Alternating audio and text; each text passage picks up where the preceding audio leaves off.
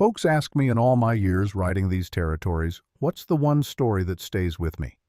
I tell them about a man who bought freedom for $1 and a girl who taught him what it cost.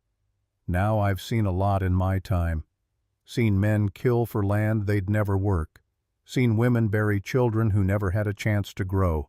Seen justice arrive too late and mercy arrive too early, and sometimes neither one show up at all. But this story, this one's different.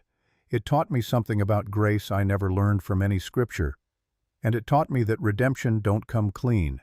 It comes with blood on its hands and dust on its knees. And sometimes the best we can hope for is the courage to keep walking forward with the weight. I was 68 years old when I passed through that Texas town. It was autumn of 1869, 4 years after Appomattox, but you wouldn't know the war had ended by looking at the faces. Some wounds don't close with treaties. Some debts don't settle with ink on paper. The town had a name, I suppose. Most places do. But I can't recall it now, and that feels right somehow, because what happened there could have happened anywhere in those days when the law was whatever the man with the badge said it was, and freedom was a word folks used easy but meant hard. I remember the light that autumn, how it fell golden and heavy across the plains, how the dust hung in the air like something waiting to be born or waiting to die, I never could tell which. And I remember thinking as I rode in that first day that this was a place where the past hadn't let go yet. I should have kept riding. I didn't. The road into town was rutted deep from wagon wheels and hard rain. My horse picked his way careful, stepping around the worst of it. A good horse, that one.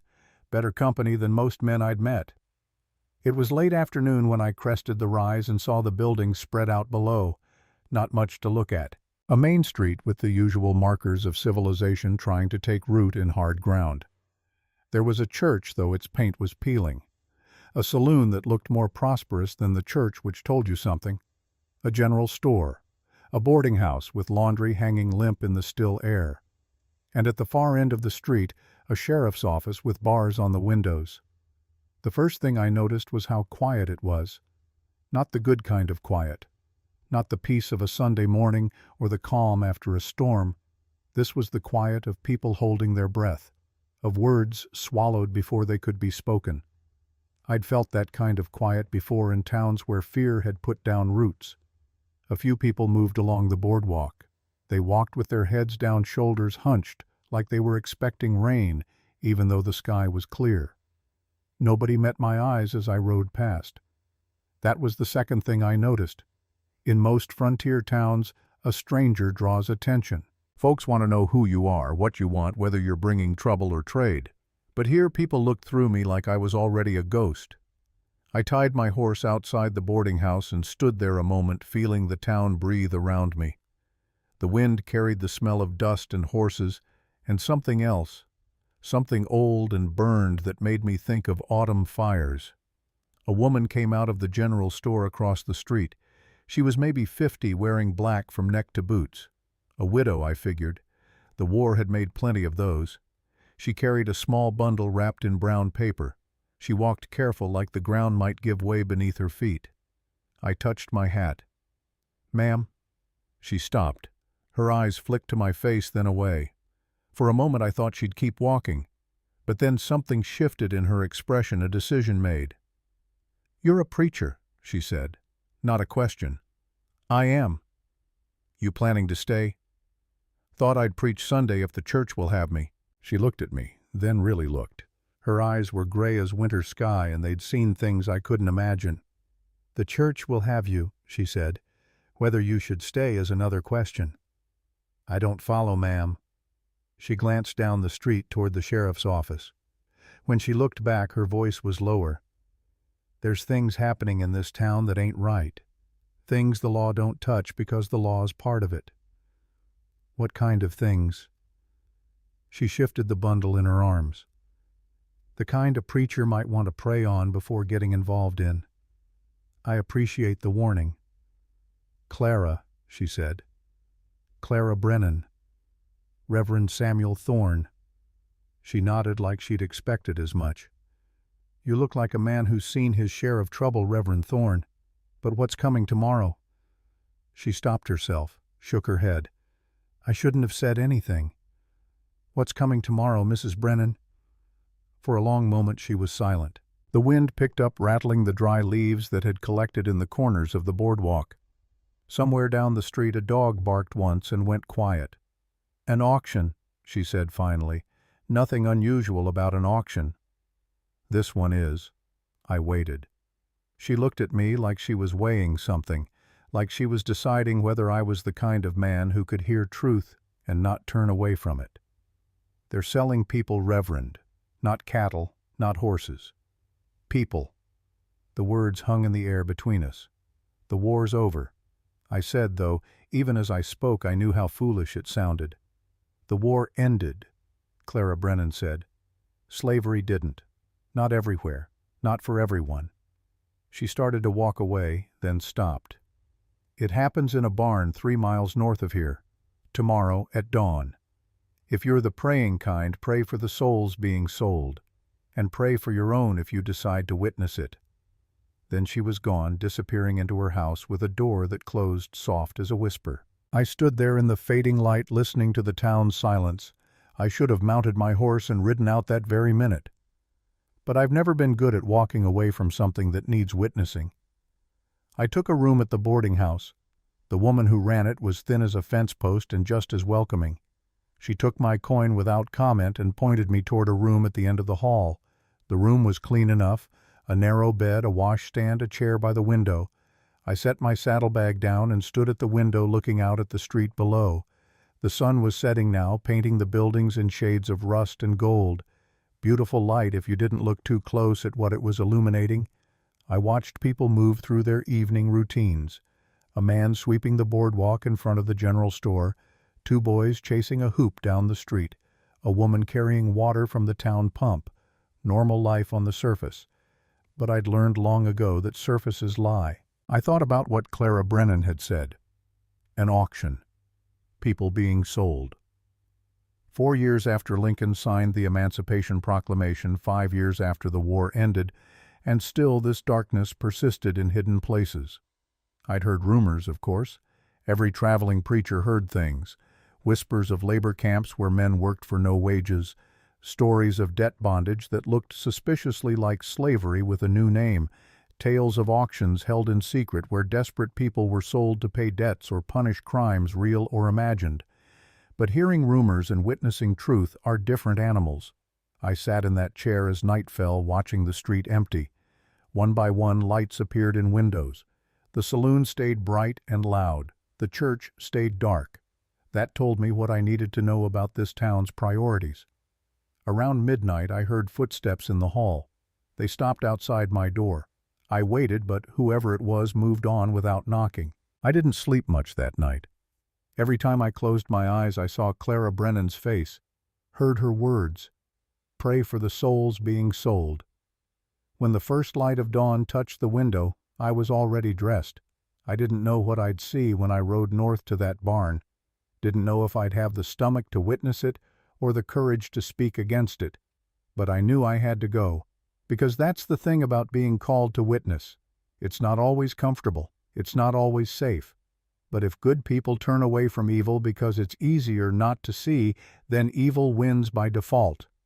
I'd spent 40 years preaching about light and darkness.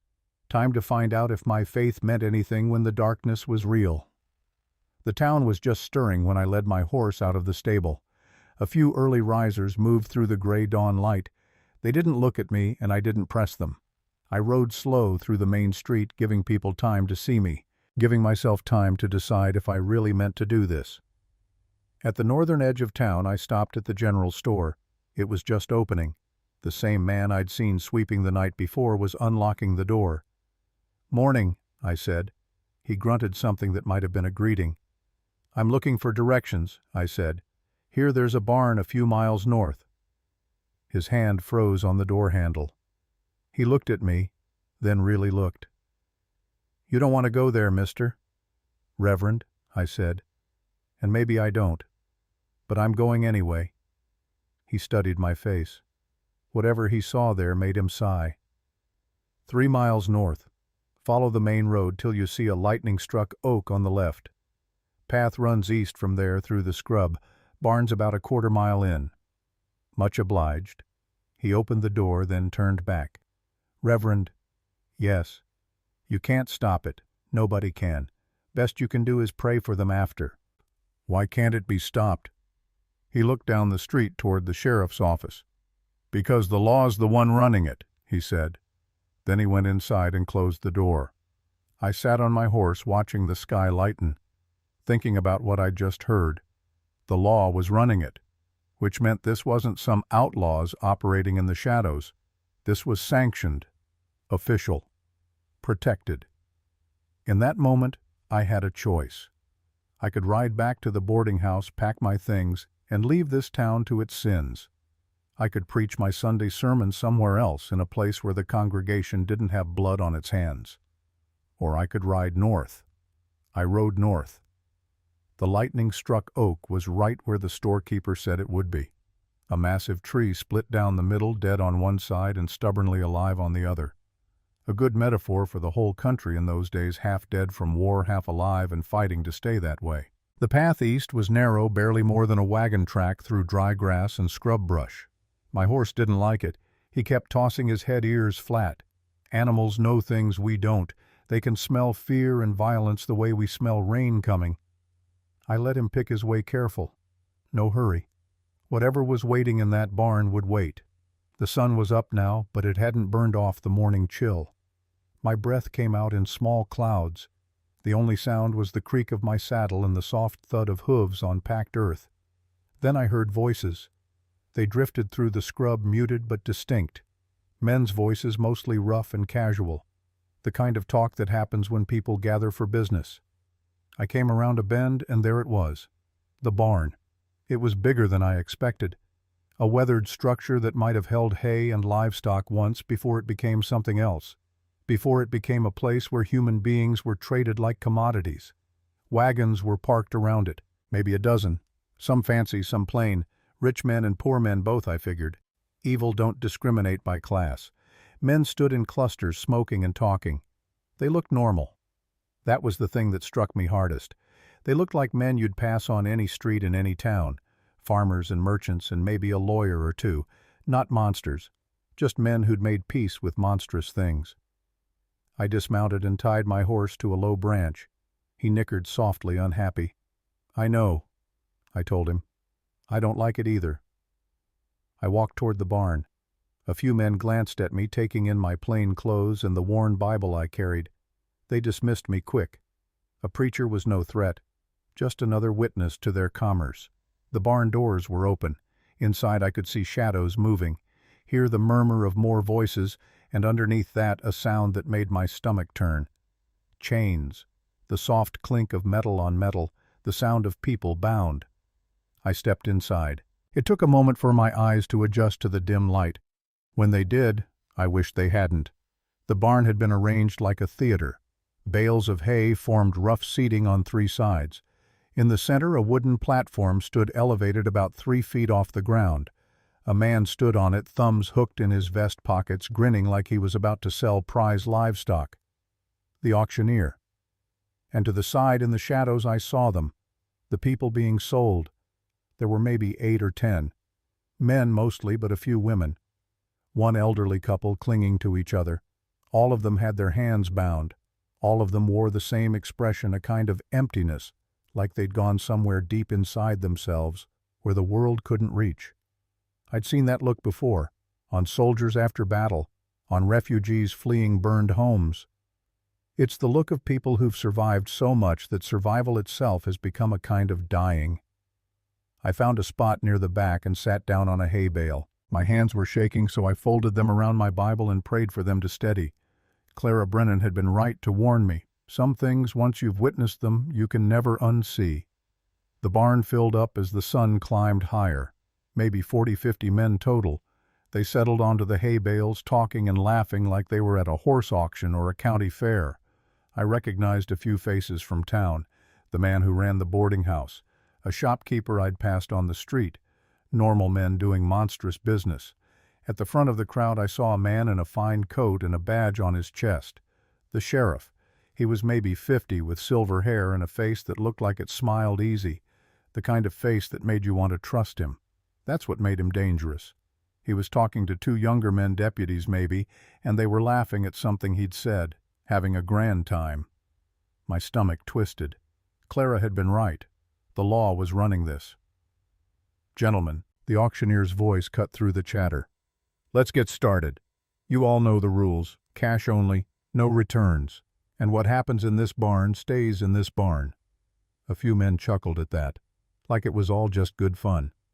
The auctioneer gestured, and one of his helpers brought the first person onto the platform, a young man maybe 20 with a scar across his cheek and eyes that stared at nothing. "Strong back," the auctioneer called out. "Good for field work. Been working the Johnson place till his debt came due. Starting bid $10. Hands went up. I won't describe what happened next in detail. I won't give you the particulars of how men were sold like cattle, how their bodies were examined, how their worth was measured in dollars, and their humanity reduced to labor potential. Some things shouldn't be put into words. Some evil is bad enough without making a story of it. I will say this. I sat there and watched, and I did nothing to stop it. I told myself I was witnessing bearing testimony. But the truth is I was afraid. Afraid of the sheriff and his deputies. Afraid of being the one man who spoke up against 40. Cowardice has many faces. Sometimes it wears the face of prudence. 3 people were sold before she was brought out. I didn't know her name yet, didn't know her story, but the moment I saw her, something in my chest went tight. She was young, 17, maybe 18, thin as a willow branch with dark hair that hung in tangles over her face. Her dress was little more than rags, torn at the shoulders, stained with dirt and old blood. But it was her face that stopped me. Not because she was beautiful, though she might have been under better circumstances, but because there was nothing in her eyes. No fear, no hope, no anger, just a kind of vast emptiness, like she'd looked into the darkness so long that the darkness had moved inside her. The auctioneer grabbed her arm and pulled her to the center of the platform. "This one's a piece of work," he said, grinning. "Name's Lena Cartwright, 17 years old, no husband, no family. Been sold 3 times already." 3 times. I thought about what that meant. 3 times bought, 3 times discarded, 3 times used and found wanting. "She don't talk much," the auctioneer continued. "Don't work much either. Good for nothing far as I can tell. But maybe one of you gentlemen can find a use for her." The way he said it made my skin crawl. A few men in the crowd laughed. They knew exactly what use he was implying. "Starting bid $5, the auctioneer called. Silence. Nobody raised a hand. Nobody even looked interested. "Come on, gentlemen, $5. That's cheaper than a decent horse." Still nothing. Lena stood there staring at the ground. She didn't react to the auctioneer's words, didn't flinch when he grabbed her chin and turned her face to show the crowd. $4, the auctioneer tried. $4 for a young girl. She'll learn, she'll work. A man in the front row spat into the dirt. Not worth a single dime. The auctioneer's smile faltered. He didn't like being made to look bad. He was losing control of the crowd, and everyone could feel it. $3, he said, and now there was an edge in his voice.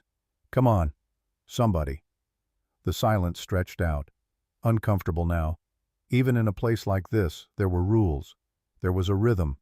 And this girl was breaking it by being so completely worthless in their eyes that nobody wanted her. I looked at her standing there, and I thought about what would happen if nobody bid. Would they keep her, sell her to someone later? Or would they decide she was too much trouble and dispose of her some other way? I've heard stories about what happens to people nobody wants. The auctioneer was getting angry now. His face flushed red. $2. Somebody give me $2 for this girl or I'm moving on. And then from the back of the barn, a voice. Deep, quiet, steady. "I'll pay 20. Every head turned. I turned too, looking toward the voice. A man stood at the back of the barn, half in shadow. I hadn't seen him come in, hadn't heard him. But there he was, like he'd been there all along, waiting. He was older, 55, maybe 60. Tall, but bent a little, like he carried weight on his shoulders that nobody else could see. He wore a faded brown coat and a hat pulled low over his eyes. His face was weathered, lined deep with years and something harder than years. Sorrow, maybe, or guilt. The auctioneer blinked. $20, did you say 20? I did. The crowd murmured. $20 was more than most of the other people had sold for. It was a fortune for a girl who couldn't work, who wouldn't talk, who'd been rejected 3 times already. You sure about that, mister? The auctioneer asked. The man stepped forward out of the shadows. He reached into his coat and pulled out a handful of crumpled bills. His hands, I noticed, were shaking just a little. I'm sure, he said. The auctioneer shrugged. He didn't care why. Money was money. Sold. The gavel came down. $20 to the gentleman in the back. The man walked forward through the crowd. Men stepped aside to let him pass. Some looked at him curious. Some looked at him like they knew something the rest of us didn't.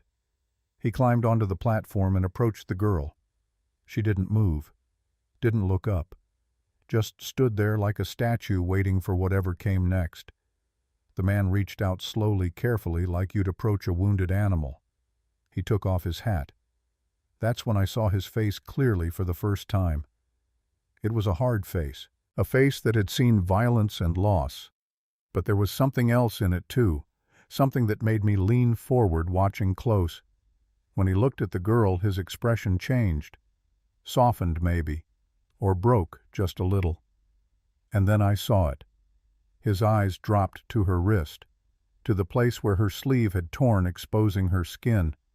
There was a scar there, a small crescent moon shape, old and faded. The man stared at it like he'd seen a ghost. His breath caught. His hand reached out, then stopped, hovering in the air. The girl looked up at him for the first time. Her eyes met his. Green eyes, I saw, the color of new leaves in spring, beautiful eyes in a face that had forgotten how to feel. The man's lips moved. He whispered something so quiet I couldn't hear it. But I saw the word form on his lips. Lena. Her name. He knew her name. The girl's expression didn't change. If she recognized him, she didn't show it. She just looked at him with those empty green eyes, waiting. The auctioneer cleared his throat. You need help getting her to your wagon, mister. The man shook his head. He was still staring at the girl, at the scar on her wrist. Finally, he seemed to remember where he was, what this was. He pulled his eyes away from her and turned to the auctioneer. I need to pay. That you do. The man counted out $20 in worn bills. His hands were steadier now, like he'd made some kind of decision, and it had calmed him.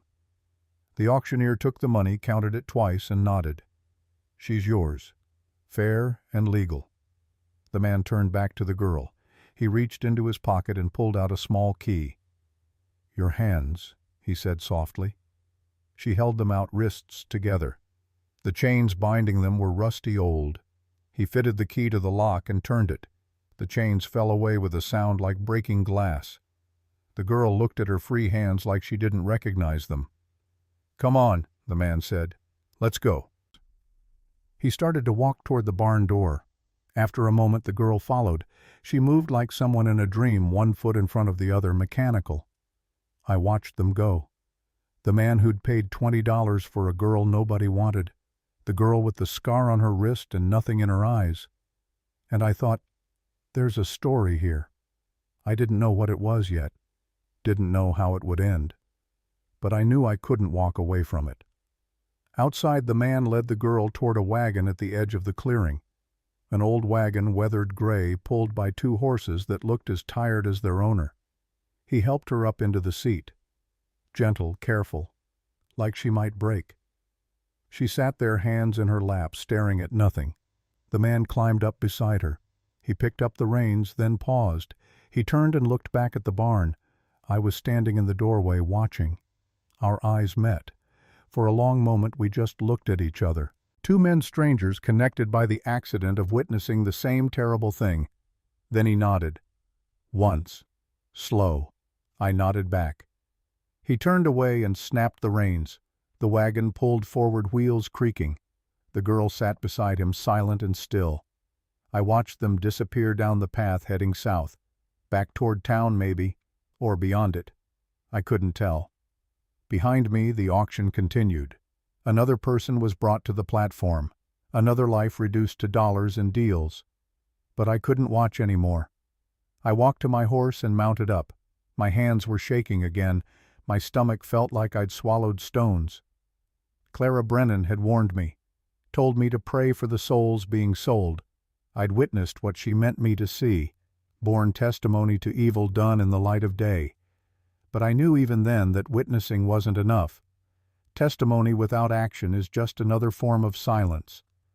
I thought about the man who'd paid $20, about the way he'd looked at that scar on the girl's wrist, about the word I'd seen on his lips, Lena. He knew her from somewhere sometime before this, before the auction, before the chains. And something about that scar had broken his heart. I wanted to know why, needed to know. So instead of riding back to town, I turned my horse south, following at a distance, staying far enough back that they wouldn't see me, close enough that I wouldn't lose them. I told myself I was just making sure the girl was safe, that the man who'd bought her didn't have evil intentions. But the truth was simpler than that.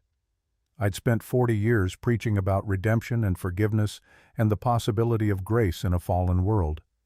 And I had a feeling, just a feeling, but a strong one, that I was about to see what those words actually meant when they stopped being theology and became life. The wagon moved slow through the morning sun. The girl sat silent beside the man who'd bought her freedom, and I followed, keeping my distance, bearing witness to whatever came next. I kept my distance. The wagon moved slow through the scrub country wheels, finding every rut in the path. The man drove careful, like he was carrying something precious that might break. Maybe he was. I stayed back far enough that the dust from my horse wouldn't reach them, close enough to see the girl's profile, the way she sat perfectly still, hands folded in her lap. She hadn't spoken, hadn't moved except when the wagon jolted over rough ground, just sat there like a carved figure staring at nothing. The man didn't try to talk to her. He kept his eyes on the road reins loose in his hands. But every few minutes I saw him glance sideways, checking on her maybe, or trying to find words that wouldn't come. The land stretched flat and empty around us, scrub grass and mesquite. A hawk circled high overhead, riding the thermals. The sun climbed higher, burning off the last of the morning chill. I'd been riding these territories long enough to read landscape. This was hard country, the kind that broke people who weren't strong enough to bend with it. Drought country, where water meant life and the lack of it meant slow death. We rode for maybe an hour before the man pulled the wagon to a stop. I reined in my horse, watching from behind a stand of mesquite.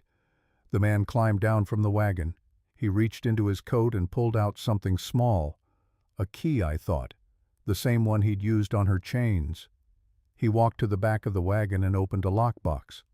When he returned to the girl's side, he was holding a canteen and what looked like a piece of bread wrapped in cloth. "Here," he said, his voice carried across the still air. "You must be thirsty." The girl didn't move. "Please," he said, "you need water." Still nothing. He stood there, canteen in hand, and for a moment I saw something cross his face. Not anger, not impatience, something closer to grief. "I'm not going to hurt you," he said quietly. "I know you don't believe that. I know you got no reason to trust me or any man. But I'm telling you true. I didn't buy you to own you." The girl's head turned, slowly, like it took effort. She looked at him, really looked, maybe for the first time since the auction. And then she spoke. "You paid for me," she said. Her voice was rough, like it hadn't been used in a long time. "Now do it." The words hit like stones thrown hard, blunt, challenging.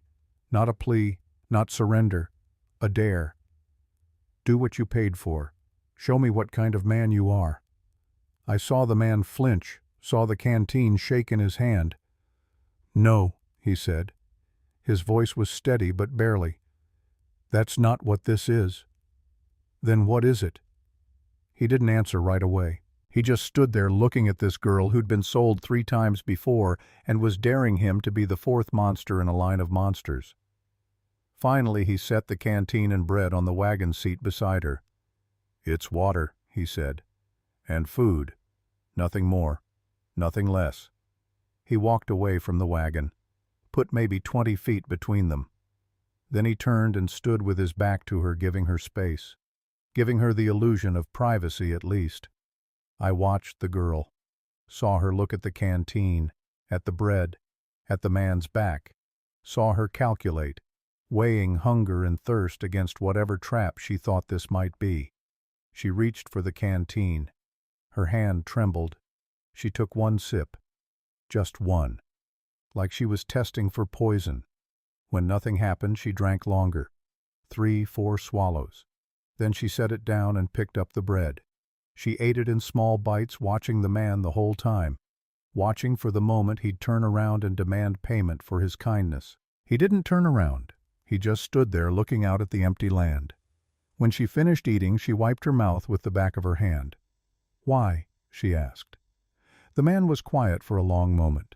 Then, "Because nobody should go hungry if I can help it." "That's not what I'm asking." "I know." "Then answer." He turned around then, looked at her straight. "I knew your family," he said. I saw the girl go very still. "You're lying." "No, ma'am." "Don't call me that." "What should I call you?"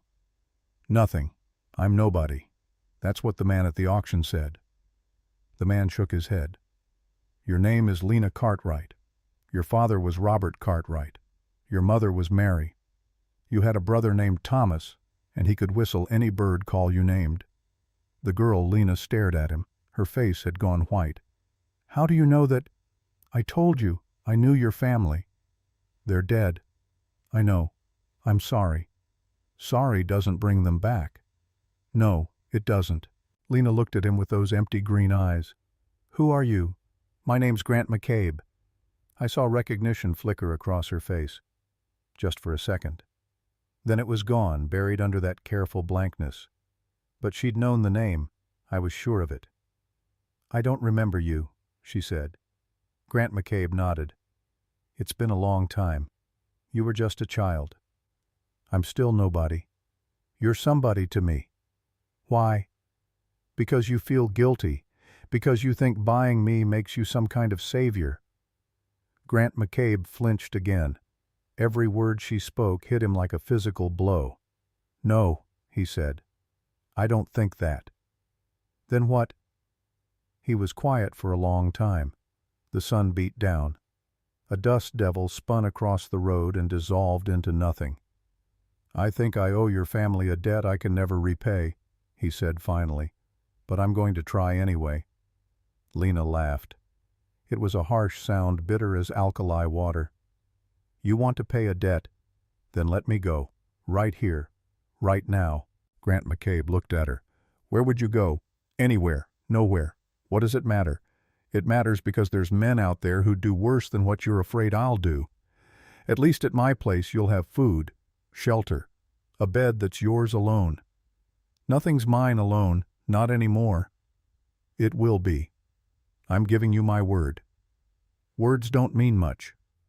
"I know. That's why I'll show you with actions." Lena stared at him. I could see her thinking. Calculating odds.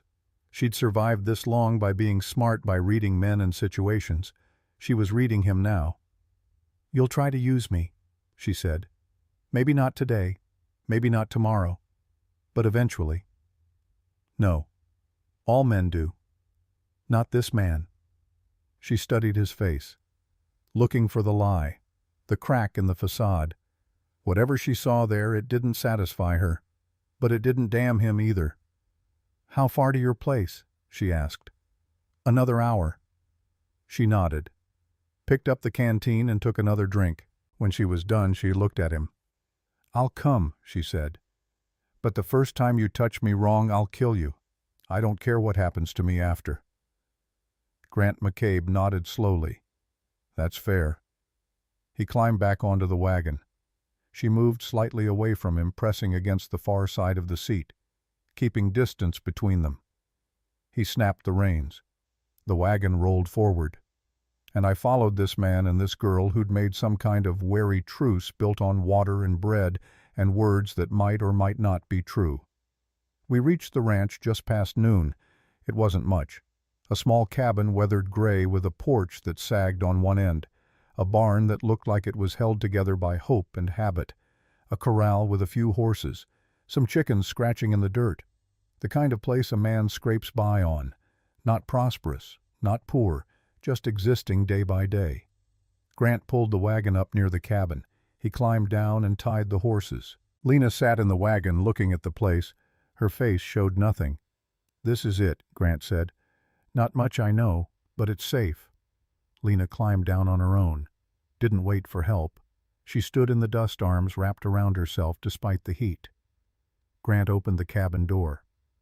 "Inside," he said. "I'll show you." She hesitated. That moment before stepping across a threshold. The moment when you commit to whatever's on the other side. She stepped inside. I dismounted and tied my horse to a tree about 100 yards away. From there I could see the cabin but wasn't obvious. I told myself I was being cautious, protective. Truth was I was being nosy, wanted to see how this played out. Grant showed Lena the cabin. It was small. One main room with a fireplace, a table, 2 chairs, a narrow bed in the corner, a washstand, some shelves with supplies. "You'll sleep here," Grant said, gesturing to the bed. "I'll sleep in the barn." Lena looked at the bed, then at him. "Why?" "Because it's yours. I told you that." "Where did you sleep before?" "Here, but I can sleep anywhere." She walked to the bed, touched the quilt folded at the foot. Her fingers traced the pattern. It was old but clean, hand-stitched. "My mother made quilts," she said. So quiet I almost didn't hear it from my spot outside. Grant's face changed, softened and broke at the same time. "I remember," he said. "She was good at it." Lena pulled her hand back like the quilt had burned her. "Don't talk about her." "All right. Don't talk about any of them." "All right." She turned to face him. "What do you want from me?" "Nothing. Just for you to be safe." "Nobody does nothing for nothing." "I do." "You're lying." Grant sighed. He looked tired, old, like the weight he carried had suddenly gotten heavier. "I'm not lying," he said. "But I understand why you can't believe me. Time will show you. That's all I can offer." He walked to the door. Stopped. "There's bread in the cupboard, water in the bucket, clothes in the trunk. They were my mother's. They'll be big on you, but they're clean. You can burn that dress if you want." "Where are you going?" "Barn. Got work to do. You need anything, just call." "I won't call." "I know. But the offer stands." He left. The door closed quiet behind him. I watched Lena through the window. She stood in the center of that small room, arms still wrapped around herself. Her head turned, taking in every detail. The door, the window, the cupboard, looking for exits, for weapons, for anything she could use if this turned bad. She walked to the trunk and opened it. Inside were women's clothes, simple dresses worn but mended. She pulled one out, held it up. It was too big, like Grant had said, but it was whole, clean. She looked at the tattered dress she wore, the one she'd been sold in. She began to cry. Not loud, not dramatic, just silent tears running down her face while she stood there holding a dead woman's dress. I looked away. Some grief is too private for witnessing. I made my way back to town as the sun started its descent. My horse was tired and so was I. Not from riding, from watching. There's a weight to bearing witness, a heaviness that settles in your bones. I'd seen a man buy a girl's freedom for $20. Seen him treat her with a gentleness that seemed to cost him something. Seen her armor herself against that gentleness because trust was a luxury she couldn't afford. And I'd seen her cry for the family she'd lost, for the life that had been stolen from her. I didn't know what would come of this, whether Grant McCabe's intentions were as pure as they seemed, whether Lena Cartwright would ever be able to trust anyone again. But I knew I needed to understand more. About this town. About what happened to the Cartwright family. About why a man would pay $20 for a girl everyone else thought worthless. The town was quiet when I rode in. Late afternoon quiet when people were finishing their work and thinking about supper. I returned my horse to the stable and walked to the boarding house. The woman who ran it looked up from her mending when I entered. "Thought you might have left," she said.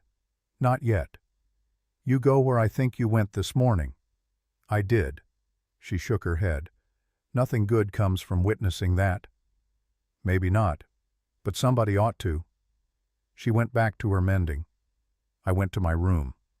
But I couldn't settle. The images from the morning kept circling through my mind. The auction, the girl, the scar on her wrist that had made Grant McCabe's face crumble. I needed to know more. So when darkness fell, I walked to Clara Brennan's house and knocked. She opened the door a crack. When she saw it was me, she sighed. "You went," she said. "I did." "I warned you." "You did." She looked at me for a long moment. Then she opened the door wider. "Come in, Reverend. We should talk." Clara Brennan's house was small and neat. Everything in its place. The home of a woman who'd learned to control what little she could in a world that had taken much from her. She poured us both coffee. We sat at her kitchen table, and for a while neither of us spoke. Finally she said, "What did you see?" I told her. About the auction. About Lena Cartwright being sold for nothing until Grant McCabe bid $20. About the way he'd looked at her. The scar on her wrist. Clara listened without interrupting. When I finished, she stared into her coffee cup. "Lena Cartwright," she said. "Lord, I thought she was dead." "You knew her. Knew her family. The Cartwrights had a farm about 5 miles from here. Good people. Robert and Mary were honest folks, hard workers. They had 2 children, Thomas and Lena." "What happened to them?" Clara's hands tightened around her cup. "The war happened, or what came after it. Tell me." She looked up at me. "You sure you want to know? Once you hear it, you can't unhear it." "I'm sure." She took a breath, let it out slow. "It was 1861, right after the war started. There was a lot of confusion in these parts, lot of fear. People taking sides, neighbors turning on neighbors. The Cartwrights, they just wanted to stay out of it, work their land, raise their kids. But they had something other people wanted." "What?" "Water. Their land sat on top of an aquifer. Best water in the county. In dry years it was the difference between surviving and dying." I felt something cold settle in my stomach. Someone wanted their land. Several someones, but one man in particular, Samuel McCabe. He owned the ranch next door. Ambitious man, greedy. He wanted to control the water, and the Cartwrights were in his way. "Grant McCabe's father." Clara nodded. "You're quick, Reverend." "Yes, Grant's father." Samuel McCabe decided the Cartwrights were Confederate sympathizers, traitors to the Union. It was a lie, but it was a useful lie. What did he do? He went to the Union forces stationed nearby, told them the Cartwrights were harboring Confederate soldiers, giving them aid and comfort. None of it was true, but in those days, truth didn't matter much. Fear mattered. Power mattered. She paused, drank some coffee. Her hand shook slightly. "They came one night," she continued. "Soldiers led by a young officer looking to make a name for himself. They surrounded the Cartwright farm, demanded the family come out. And then Robert Cartwright came out with his hands up, tried to explain it was all a mistake. They didn't care. They'd been told he was a traitor, and that was enough. They beat him. Mary came running out to stop them, and they—" Her voice broke. She stopped. I waited. "They killed them both," she said finally. "Shot Robert. Mary died trying to protect him. Then they burned the house, burned the barn, burned everything. The children— Thomas tried to fight. He was just a boy, 14 years old. They shot him too. Lena was 9. Her mother hid her before coming out, told her to stay hidden no matter what. Lena watched the whole thing from where she was hiding, watched her family die, watched her home burn. I closed my eyes, felt sick. The soldiers found her eventually, Clara said. After the fire. She was in shock, couldn't speak, couldn't do anything but stare. They didn't know what to do with her, so they put her in an orphanage, or what passed for one in those days, really just a workhouse where children were used for labor. For 8 years. At first, then she got sold out, contracted to families who needed workers. Each one treated her worse than the last, each one broke her a little more. Until Grant McCabe bought her. Clara looked at me. You see the cruelty of it, don't you? The son of the man who destroyed her family is the one who bought her. If there's a God, Reverend, he has a dark sense of irony. I sat with that, thinking about Grant's face when he'd seen the scar, about the way he'd whispered her name. He knew her, I said. Before. He recognized her. I'd imagine so. The families were neighbors. Grant would have known Lena when she was a child. There's more to it than that. The scar on her wrist, he looked at it like he knew exactly how she got it. Clara frowned. I don't know about any scar. It's there, on her left wrist, shaped like a crescent moon. She thought about it, shook her head. I don't recall that, but I didn't know the family intimately. Grant knew, and it meant something to him. Maybe. But knowing and doing something about it are different things. Where was Grant McCabe when his father was destroying that family? Where was he when those soldiers came? I don't know. Neither do I. But I'll tell you what I do know. Samuel McCabe got what he wanted. He claimed the Cartwright land after they died, said it was abandoned property, took the water rights for himself. And Grant inherited it. Clara shook her head. That's the strange part.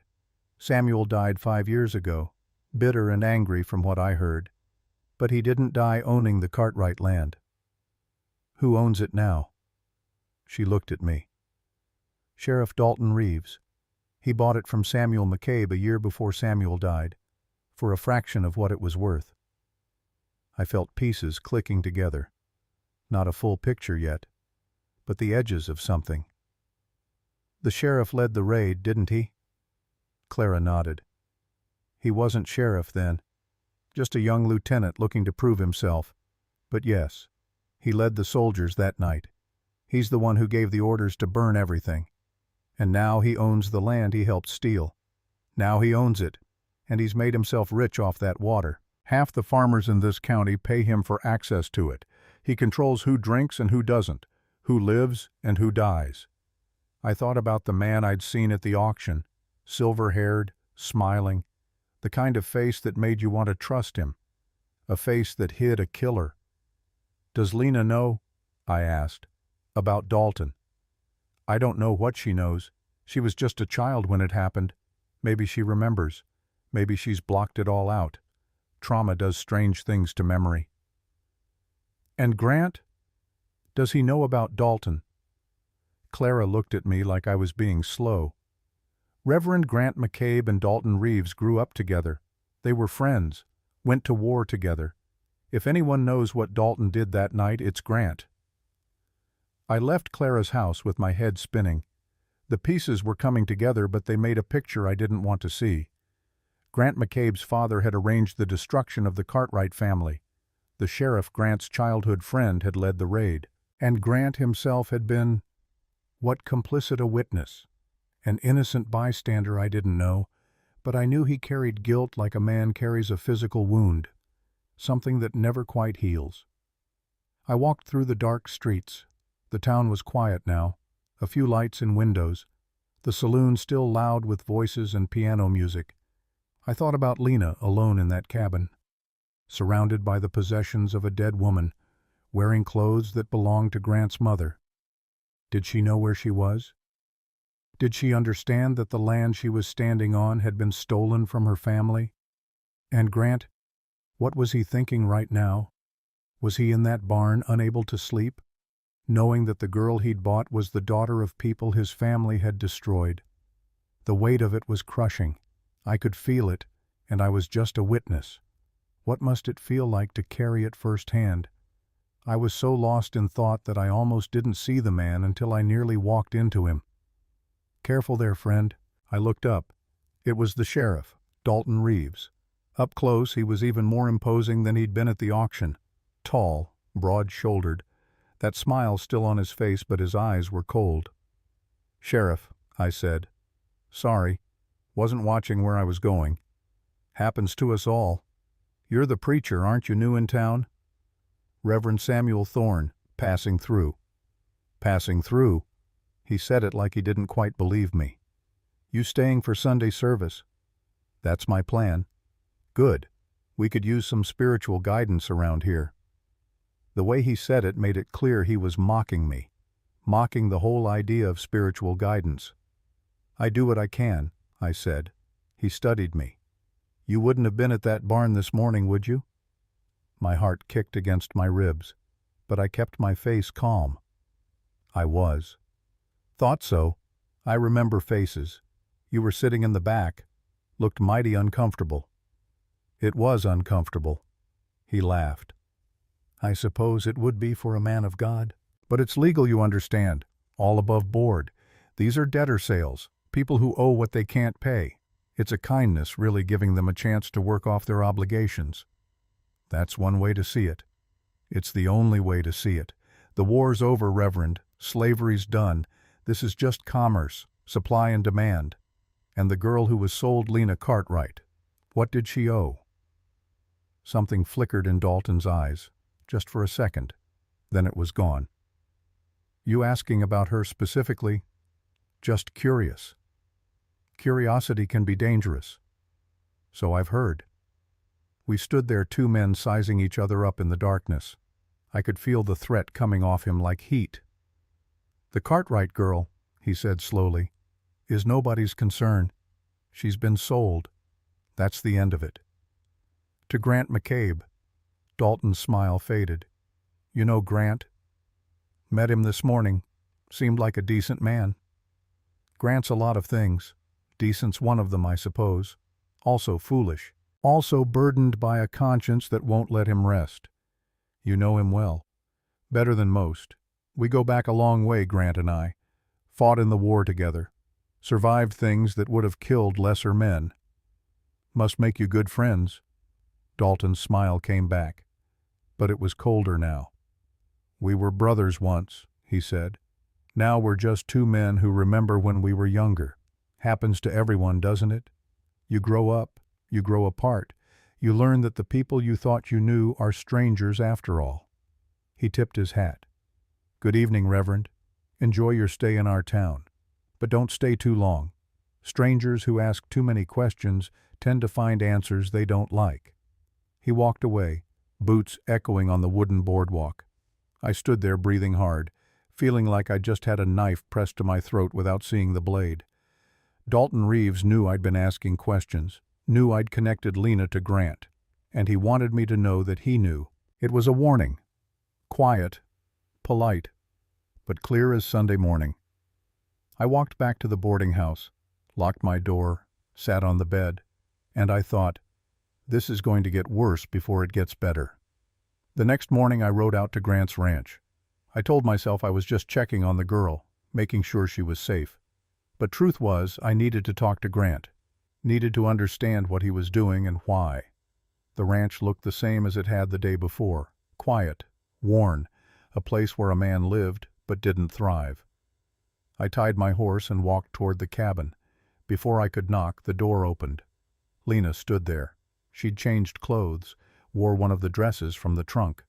It was too big, like Grant had said, but she'd belted it with rope to make it fit. Her hair was pulled back.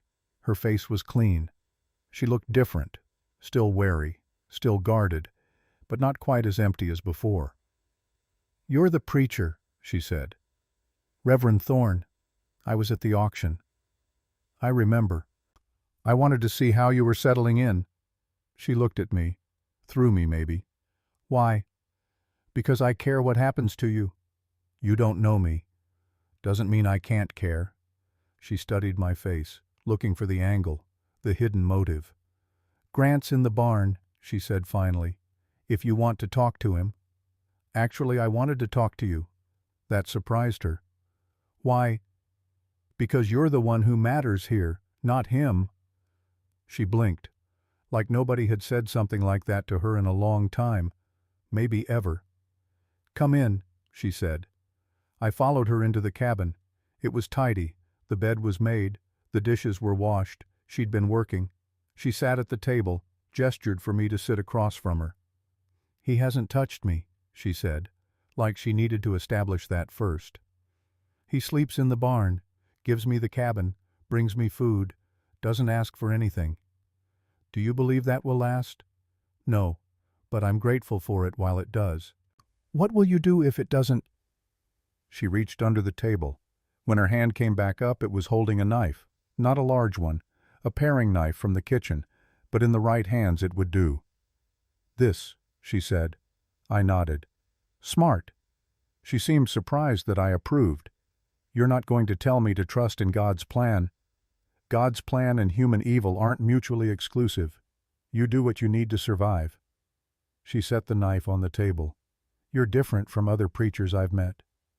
I've seen too much to preach pretty lies. We sat in silence for a moment. Outside I could hear chickens clucking, the wind moving through dry grass. Do you remember your family? I asked. Her face changed, closed off. Don't. I'm not trying to hurt you, I said don't. Her voice was sharp, final. I raised my hands. All right, I'm sorry. She looked at the knife, at her hands, at anything but me. I remember some things, she said quietly. Not everything. Some days I can't picture my mother's face. That's the worst part, knowing I'm forgetting them. That's not your fault. Feels like it is. Memory's a strange thing. It protects us sometimes by letting us forget, but that doesn't mean the love was any less real. She looked up at me then. Her eyes were wet.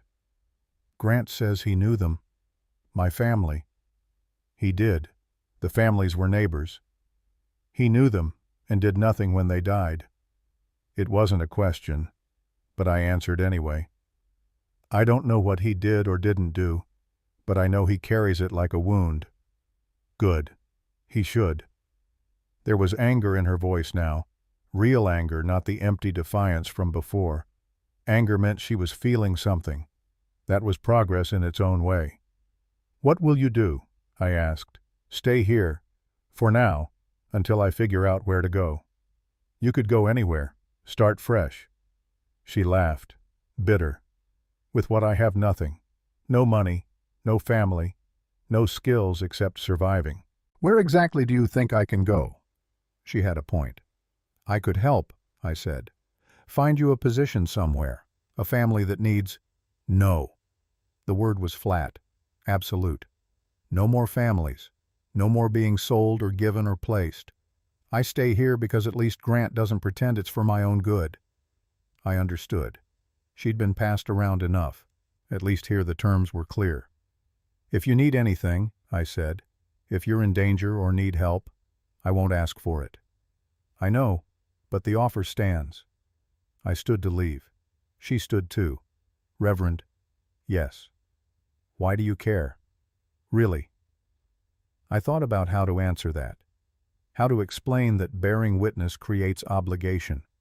That once you've seen someone's pain, you can't just walk away and pretend you didn't. Because somebody should, I said. And I'm here. She nodded slowly, like that made sense to her. Like maybe in her experience it was the most honest answer anyone had given her. I left the cabin and walked toward the barn. Grant was inside mucking out a stall. He looked up when I entered and I saw the question in his eyes. She's fine, I said. As fine as she can be. He nodded, went back to his work. I talked to Clara Brennan, I said. She told me about the Cartwrights. Grant's hands stilled. He didn't look up. Then you know. I know your father arranged it. I know Dalton led the raid. I know the family died and Lena survived. Then you know why I bought her. I know guilt when I see it. He looked up then. His face was tired, lined deep with years and sorrow. It's not just guilt, Reverend. It's debt. My family took everything from her. I can't give it back, but I can give her safety, a place to rest, a chance to figure out what comes next. Does she know about your father? Not yet, but she will. I'll tell her when the time's right. There's never a right time for that kind of truth. I know. He set down the pitchfork. But I have to try. I owe her that much. I owe her everything. You can't buy redemption, Grant. I'm not trying to buy it. I'm trying to earn it. One day at a time. I looked at this man bent under the weight of sins that weren't even his own, and I thought about grace, about whether it's possible to atone for the wrongs of fathers, about whether trying is enough. Dalton knows she's here, I said. Grant's face hardened. He was at the auction. He warned me last night, told me strangers who ask too many questions don't last long. He's right about that. Should I be worried? Grant looked at me. You should leave, Reverend. Get out of this town before Dalton decides you're a problem. What about you? What about Lena? We'll manage. Will you? Dalton's the sheriff. He has power here. I know what he is. Do you? I stepped closer. Clara said you were friends once, brothers even. What happened? Grant's jaw tightened. For a moment I thought he wouldn't answer. Then, the war happened, and we chose different sides. You both fought for the Union. I'm not talking about the war between North and South. I'm talking about the war between right and wrong, between being a man or being a monster. Dalton chose monster. I chose coward. The word hung heavy in the air. You didn't lead the raid, I said. No, but I didn't stop it either. I knew it was coming. My father told Dalton, and Dalton told me. He was proud of himself, thought he was doing important work rooting out traitors. You could have warned the Cartwrights. I tried. I rode to their farm that night, but I was too late. By the time I got there, the house was already burning. I heard the screams, I heard Lena crying, and I froze. I sat on my horse and I watched it happen. I didn't even try to help. He turned away. His shoulders shook. I was 28 years old, young enough to be brave, old enough to know better, and I did nothing. You were one man against a platoon. I could have tried. You would have died. Maybe I should have. I didn't have an answer for that. Sometimes the weight of survival is heavier than death. What happened after? I asked. I rode back home, told my father what I'd seen. He laughed, said it was necessary, said the Cartwrights got what they deserved. I left that night, took my horse and rode out, didn't speak to him again for 3 years. And Dalton, Grant's face went hard. Dalton got everything he wanted, a reputation as a tough officer, a promotion. After the war he came back here and ran for sheriff, won easy, and 5 years ago he bought the Cartwright land from my father, the land built on the bones of the people he killed. Your father sold it to him, practically gave it away. I think he knew he was dying. I think he wanted to make sure I didn't inherit it. One last act of spite. And you, what did you inherit? This, Grant gestured around the barn. A small ranch, enough to survive on, not enough to prosper, and the knowledge that my family's wealth was built on murder. We stood there in silence. Outside a crow called. The wind rattled the barn doors. What happens now? I asked. Now I keep my promise. I keep Lena safe, and I wait. Wait for what? For her to decide, stay or go, forgive or don't forgive. It's her choice, not mine. And Dalton? Grant's hand moved to his hip where a gun hung in a worn holster. Dalton's a problem, but he won't move against me openly, not yet. He knows I know too much. About the raid, about how he got that land. We're in a standoff, him and me, and as long as we both keep quiet, the peace holds. And if it doesn't hold, Grant looked at me, then one of us dies, Reverend. That's how these things end. I left the ranch that afternoon with a sick feeling in my stomach. This was bigger than I'd thought, more tangled, more dangerous. A girl who didn't know she was living on land stolen from her family, a man trying to atone for sins he didn't commit but witnessed. A sheriff who'd built his life on murder and would kill to protect it. And me, a traveling preacher who'd stumbled into the middle of it all. I should have left. Should have ridden out that very day and let these people sort out their own darkness. But I couldn't, because I'd seen Lena's face, heard Grant's confession, felt the weight of this town's secrets pressing down like a physical thing. Sometimes being called to witness means staying when it's not safe, when it's not smart, when every instinct says, run.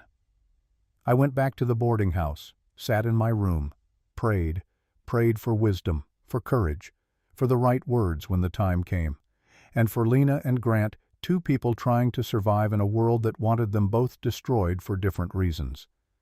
As darkness fell, I heard hoofbeats outside, voices, the sound of men gathering. I went to the window and looked out. Sheriff Dalton was in the street with 3 deputies. They were armed, ready for something. Clara Brennan was there too, watching from her porch. When she saw me in the window, she shook her head. A warning. Dalton looked up, saw me, smiled. Then he mounted his horse and rode north, toward Grant's ranch. My heart kicked hard. I grabbed my coat and ran for the stairs. By the time I got my horse and followed, they had a good lead. I pushed hard, riding faster than was safe in the dark. The moon was up, giving just enough light to see the road. I didn't know what Dalton planned to do, but I knew it wouldn't be good. The miles stretched out. My horse was lathered and blowing hard by the time I saw lights ahead. Grant's ranch. I slowed, approaching careful. Dalton and his men were already there, horses tied to the fence. I could hear voices. I dismounted and moved closer, staying in the shadows. The cabin door was open. Light spilled out. I could see shapes inside. Grant stood in the doorway, blocking it. Behind him I caught a glimpse of Lena. Dalton sat on his horse, relaxed, smiling. "Grant," he said, voice friendly, too friendly. "Been a while." "Dalton, heard you made a purchase yesterday. Wanted to come see for myself." "Nothing to see, just a girl who needed a place to stay." "That right?" Dalton's eyes moved past Grant to where Lena stood in the shadows. "Mind if I take a look?" "Yes, I mind." Dalton's smile faded. "Now, Grant, no need to be unfriendly. I'm the law here. Got a right to check on the welfare of citizens." "She's fine." "Let me hear that from her." Grant didn't move. "You're not welcome here, Dalton." For a long moment they stared at each other. The deputies shifted hands, moving toward their guns. Then Dalton laughed. Easy. Like this was all just good fun between old friends. "All right, Grant, have it your way.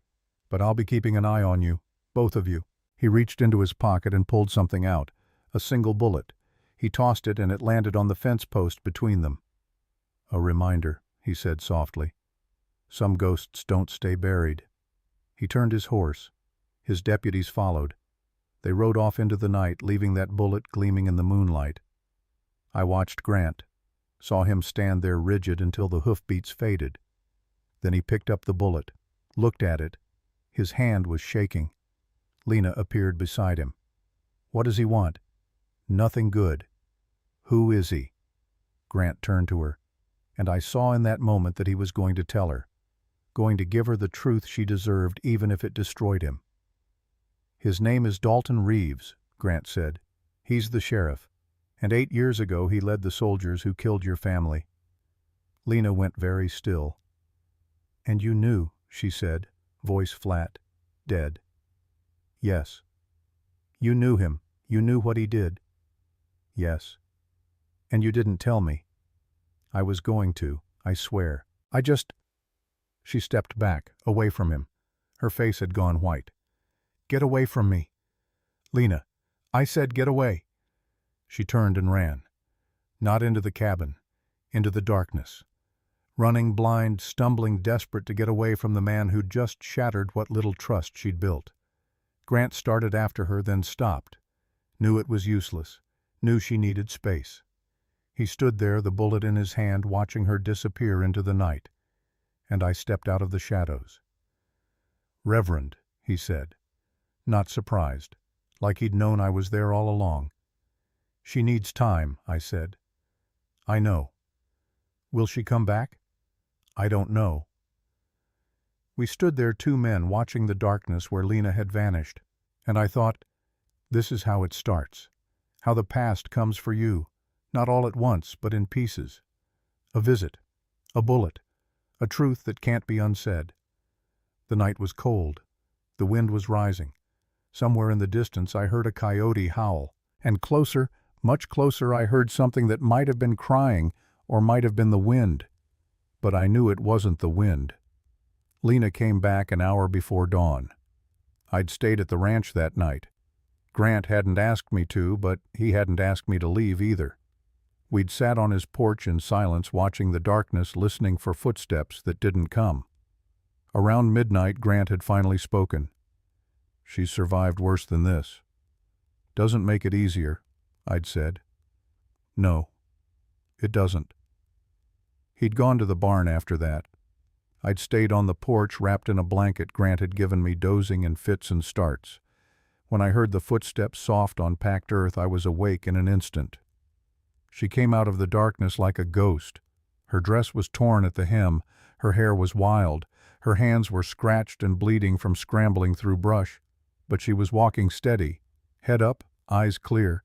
She saw me on the porch and stopped. "Where is he?" she asked. "Barn." She nodded, started to walk past me. "Lena," I said. She stopped, didn't turn around. "You don't have to stay here. I can help you find somewhere else, somewhere safe." "There's nowhere safe." Her voice was flat, matter of fact. "Everywhere I've been, someone owns me or wants to. At least here I know what I'm dealing with." "Do you?" She turned then, looked at me. "Grant McCabe's father helped kill my family. The sheriff who did it is Grant's old friend, and I'm standing on land that was stolen from my parents. Does that about sum it up?" "Yes." "Then I know exactly what I'm dealing with." "And you're staying anyway?" She smiled. It was a hard smile, cold. "I'm staying because I want answers. Because I want to understand how my family died and who profited from it. And because—" She paused. "Because for the first time in 8 years, I'm not someone's property. I'm choosing. Even if it's a bad choice, it's mine." She walked toward the barn. I sat there thinking about what she'd said, about agency and choice, about how sometimes the illusion of control is all we have and we cling to it even when the smart thing would be to run. Voices drifted from the barn, too low for me to make out words, but I heard the tone, Lena's voice sharp and demanding, Grant's quiet and steady. They talked for a long time. When Lena came back out, the sun was just starting to lighten the eastern sky. She walked past me again into the cabin and closed the door. Grant emerged a few minutes later. He looked like he hadn't slept in days. "She's staying," he said. "I know. She wants the truth, all of it. Every detail about what happened that night, about my father, about Dalton, about the land. Will you give it to her?" "I don't have a choice. She deserves it." He sat down on the porch steps, elbows on his knees, head in his hands. "She asked me why I bought her," he said. "I told her it was because I recognized the scar, because I remembered the night she got it." "How did she get it?" Grant looked up. His eyes were red. "She was 7 years old. Fell out of a tree on my father's property. Cut her wrist on a broken branch. I was riding by, heard her crying. I got her down, wrapped the wound with my bandana. She asked me if it would leave a mark. I told her no." "You lied." "I lied. Because she was a child and she was scared and I wanted to make her feel better. And now 10 years later that scar is all she has left of the girl she used to be. Everything else was taken from her." The sun broke over the horizon. Golden light spilled across the dry land. "What happens now?" I asked. Grant stood up, looked at the cabin door. "Now I tell her everything. And then I let her decide what comes next." I left the ranch that morning with a feeling of dread settling in my gut. This wasn't over. Not by a long shot. Dalton's visit, that bullet on the fence post, it was a warning, a promise that he'd be back. And when he came back, he wouldn't be smiling. I rode into town as the sun climbed higher. The main street was already busy with the morning routine, people moving between the general store and the boarding house, the blacksmith's hammer ringing, normal life on the surface. but I could feel the tension underneath, the way people's eyes cut away when they saw me, the way conversations stopped when I passed. News travels fast in small towns. People knew I'd been asking questions, knew I'd been to Grant's ranch, knew I was getting involved in something that wasn't my business. I tied my horse outside the general store and went inside. The storekeeper, the same man who'd given me directions to the auction barn, looked up from his ledger. His expression was carefully neutral. "Reverend?" "Morning. I need some supplies." "What kind?" "Coffee, beans, salt pork, whatever you can spare." He started gathering items from the shelves, worked in silence for a while, then without looking at me, "Heard you were out at the McCabe place last night." "News travels." "It does. Heard Dalton paid a visit too." "He did." The storekeeper set a bag of coffee on the counter. "You got business with Grant McCabe?" "Just checking on the girl, making sure she's all right." "The Cartwright girl." He said it quiet, like the name itself was dangerous. "You knew the family?" He nodded slowly. "Good people. Robert Cartwright was honest, fair in his dealings. Didn't deserve what happened to him." "No one does." "No." He wrapped the salt pork in brown paper. "But some people bring trouble on themselves by standing in the wrong man's way. Robert had what Samuel McCabe wanted. That's all it took." "And Dalton—" The storekeeper's hands stilled. He looked at me directly for the first time. "Dalton was a young man looking to make a name. War gave him a chance to do that. He took it. Took it too far, some would say. But who's going to argue with a man wearing a badge and backed by the law? Someone should. Should doesn't mean will, Reverend. People in this town, they got families, got businesses, got lives they want to keep living. Standing up to Dalton means risking all of that. So everyone just looks the other way." He finished wrapping the supplies, pushed them across the counter. "Everyone except fools and heroes, and in my experience there's not much difference between the two." I paid him, started to leave. He called after me. "Reverend." I turned. "That girl Lena. She's got a legal claim to that land Dalton's sitting on. If she knew, if she pushed it, things could get real complicated real fast." "Does she know?" "I don't know what she knows, but I know what Dalton would do if he thought she was a threat to his water empire, so maybe some things are better left buried. Or maybe they need to be dug up." He shook his head. "Then you are a fool. God help you." I spent the next few days moving between the town and Grant's ranch, watching, listening, bearing witness to what was building.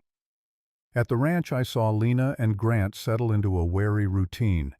She worked feeding chickens, hauling water, mending fence.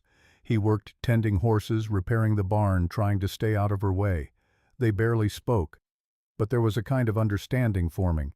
Not trust exactly, more like a mutual recognition that they were both trapped in the same web, spun by people long dead or too powerful to challenge. Lena asked questions, lots of them. She wanted to know everything about her family, what they were like, what they did, how they died. Grant answered every question, no matter how much it hurt him to say the words. I heard him tell her about her father's laugh, her mother's kindness, her brother's skill with horses. And I watched Lena's face as she listened, watched her try to match these stories with the fragments of memory she still carried, watched her grieve for people she'd almost forgotten. One afternoon I found her sitting on the porch holding that pocket watch, the one her father had given her the night he died. "I used to wind it every day," she said, not looking at me. "Even when I had no reason to know what time it was, even when time didn't matter because every day was the same, I wound it because it was his, because it was all I had. It's a good memory to keep." "Is it?" "Sometimes I think it would be easier to forget, to let them go completely. Instead of carrying them around like ghosts, I can't see clearly enough to mourn properly." "Memory's a burden and a gift," I said. "You get to choose which one it is." "No, you don't. That's the lie people tell. You don't choose how memory works. It chooses you." She was right, of course, but I didn't say so. In town I watched the pressure build. People were talking, About Grant buying that girl, about her being a Cartwright, about what it might mean. Clara Brennan warned me. People are nervous. They remember what happened last time someone challenged Dalton's claim to that land. What happened? Man named Peterson claimed his deed showed the Cartwright water rights extended to his property. Said Dalton owed him for years of water use. Found him 3 days later. Horse through him, they said. Broke his neck. Convenient. Isn't it always? The saloon talk got louder, uglier. I heard men saying Grant was trying to play savior, trying to buy redemption with $20 like it was that easy. And I heard worse. Speculation about what Grant really wanted from a 17-year-old girl. Suggestions that made my stomach turn. One night I was in my room at the boarding house when I heard shouting in the street. I looked out the window. 2 men were arguing. One of them was Deputy Frank Worthy, the young man I'd seen with Dalton at the auction. The other was a farmer I recognized from church. "Not right," the farmer was saying.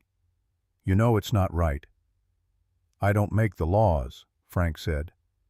But his voice was uncertain, defensive. "You enforce them. That's the same thing." "I do my job." "Your job is protecting people like Dalton while the rest of us suffer. My cattle are dying because I can't afford his water prices." "Take it up with the sheriff." "The sheriff is the problem." Frank's hand moved to his gun. The farmer saw it, backed up, hands raised. "Go home," Frank said. "Sleep it off." The farmer left. But I saw his face as he walked away, saw the anger and helplessness written there, and I saw Frank's face after. Saw him stand alone in the street looking at his own hand on his gun like it belonged to someone else. He looked up and saw me in the window. For a long moment we stared at each other. Then he turned and walked toward the sheriff's office, shoulders hunched like a man carrying weight he didn't know how to set down. It was Lena who found the trunk. I wasn't there when it happened. Grant told me about it later, his voice hollow.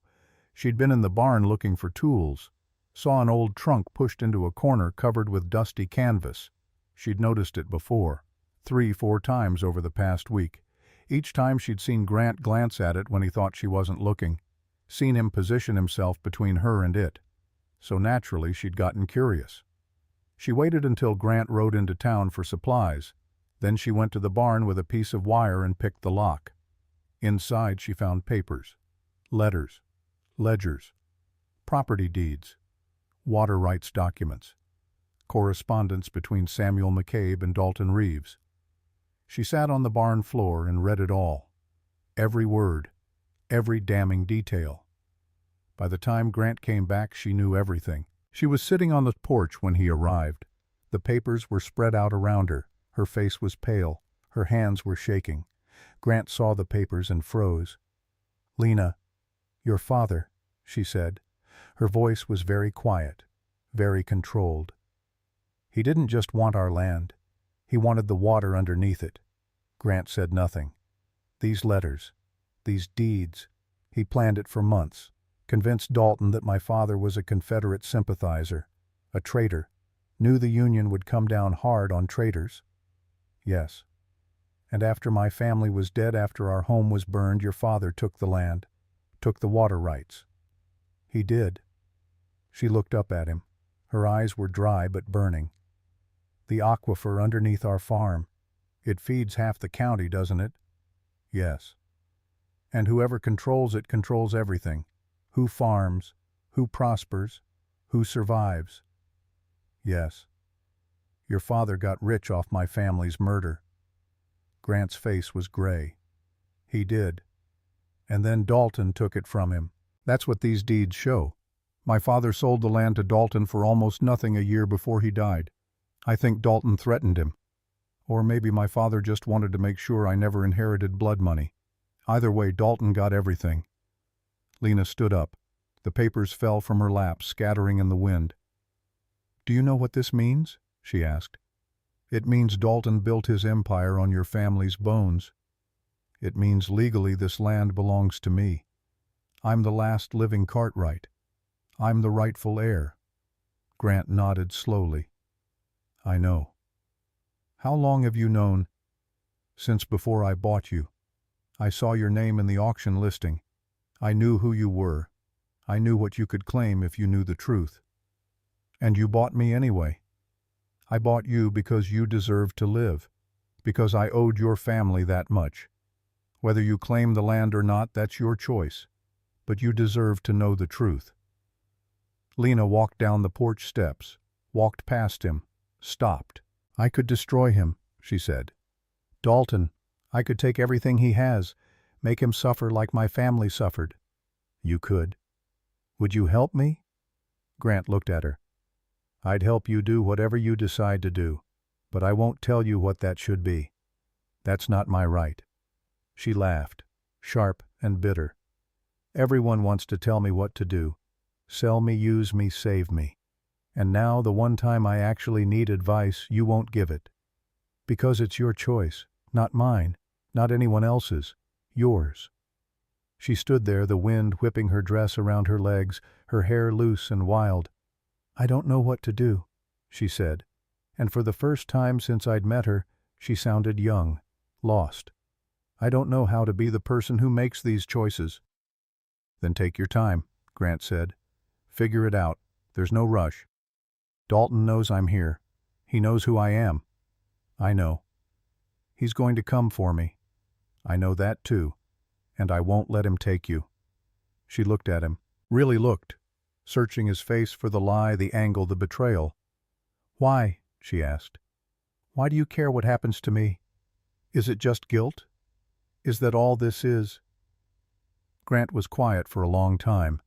The sun was setting, painting the sky in shades of rust and gold. When I was a boy, he said finally, my father used to take me hunting. He'd shoot deer, rabbits, whatever we could find. And he'd make me gut them. Said it would make me strong. Teach me that the world was hard and you had to be harder. He paused, looked at his hands. One day we shot a doe. She wasn't dead yet. She was bleeding, suffering, looking at me with these eyes that knew she was dying. My father told me to finish her, end her suffering. I couldn't do it. I froze. He called me weak, pathetic. Said I'd never be half the man he was. What happened to the doe? He killed her. And he was right, I am weak. But I learned something that day. I learned that being like my father, being hard enough to not feel anything, that's not strength. That's just emptiness. He looked at Lena. You asked me why I care. I care because I've spent 30 years being the kind of weak my father despised, the kind that feels too much and does too little. And when I saw you on that platform, I saw a chance to be weak in a different way. The kind that actually helps someone instead of just standing by while they suffer. Lena said nothing for a long moment. Then, that's the most honest thing anyone's ever said to me. It's the truth. Truth doesn't always help. No, but it's all I have to give you. She picked up one of the scattered papers. A deed. Her family's land signed over to Samuel McCabe, dated 2 weeks after the massacre. I want to take it back, she said. All of it. The land, the water, everything Dalton stole. Then we'll figure out how. It won't be easy. Nothing worth doing is. People could die. Grant nodded. I know. I rode out to the ranch the next day and found them both in the barn. Lena was reading through papers, making notes. Grant was sharpening tools, preparing. Reverend, Grant said when he saw me. We were about to send for you. Were you? Lena looked up. We need your help. I sat down on a hay bale. I'm listening. She spread the papers out, showed me the deeds, the water rights documents, the correspondence. This proves Dalton's claim is fraudulent, she said. Samuel McCabe had no legal right to the land. He acquired it through false pretenses, accusing my father of treason, using military force to commit murder. Every transaction after that is built on illegal grounds. You'll need a lawyer, I said. We'll need more than that. We'll need witnesses, people willing to testify about what happened that night. There were dozens of people involved, soldiers, townspeople. Someone must remember. Grant shook his head. Most of the soldiers are gone, scattered after the war, and the townspeople who remember are too scared to speak. Dalton has power here. He's the law. Who's going to stand up to him? There must be someone, I said. Lena looked at me. Clara Brennan was there. She told me. She lived on a farm near ours. She saw the smoke, heard the screams. Will she testify? I don't know, but I'm going to ask her. We rode into town together that afternoon. Lena Grant and me. People stared as we passed. The girl who'd been sold for $20, the man who'd bought her, and the preacher who couldn't mind his own business. We must have made quite a picture. We found Clara at her house. She opened the door and her face went pale when she saw Lena. "Lord have mercy," she whispered. "You look just like your mother." Lena's composure cracked just a little. "You knew her." "I did. Mary Cartwright was my friend. She used to bring me eggs from her chickens. We'd sit on my porch and shell peas together. She was kind, good. She didn't deserve what happened. No one did." Clara looked past Lena to Grant and me. "You'd better come inside." We sat in her kitchen. Clara made coffee with shaking hands. "I knew this day would come," she said. "Knew eventually someone would ask me to speak the truth about that night. I've been dreading it for 8 years." "Will you do it?" Lena asked. "Will you testify?" Clara set down her coffee cup. "What good would it do? Dalton's the sheriff. The law here. Who would I testify to?" "Circuit judge comes through in the spring," I said. "If we can build a case, present evidence, get witnesses." "Witnesses?" Clara laughed, sharp, bitter. "You mean people willing to sign their own death warrants? Because that's what it would be. Dalton won't let this go without a fight." "So we do nothing." Lena's voice was hard. "Let him keep what he stole. Let my family stay unavenged. Vengeance won't bring them back, child." "No, but justice might give them peace." Clara looked at her, really looked, saw the determination there, the steel underneath the scars. "You're your father's daughter," she said. He had that same look when he'd made up his mind about something, stubborn as a mule and twice as proud. "Will you help me?" Clara was quiet for a long time. Outside a dog barked. Children played in the street. Normal life carrying on like it always did. "I'll help," she said finally. "But we'll need more than just me. My word against Dalton's won't be enough." "Who else was there?" Grant asked. Who else saw what happened? Clara thought. "Ezra Polk, old ranch hand who worked for the family next to yours. He's still alive. Lives in a shack east of town. Half blind now, but his memory's sharp." "Anyone else?" "Some of the soldiers might still be around. Deputy Frank Worthy's father was one of them. Died 5 years back, but he used to talk about that night when he was drunk. Said it haunted him. Said they murdered innocents on a lie." Lena leaned forward. "Frank Worthy's father was there." "He was. And Frank knows it. I've seen the way he looks when Dalton talks about the old days, the way he gets quiet. He knows his father did wrong." Grant and I exchanged looks. Frank Worthy, the young deputy who was starting to question his loyalties. "We need to talk to him," I said. "He won't betray Dalton," Clara said. "He's too scared." "Maybe," Lena said. "Or maybe he's just waiting for someone to give him a reason to be brave." We found Frank Worthy that evening outside the saloon. He was leaning against a post, smoking, watching the street with eyes that looked older than his years. He saw us coming and straightened up, hand moving toward his gun instinctively. "Easy," Grant said. "We just want to talk." Frank looked at the three of us, at Lena specifically. "You're the Cartwright girl." "I am.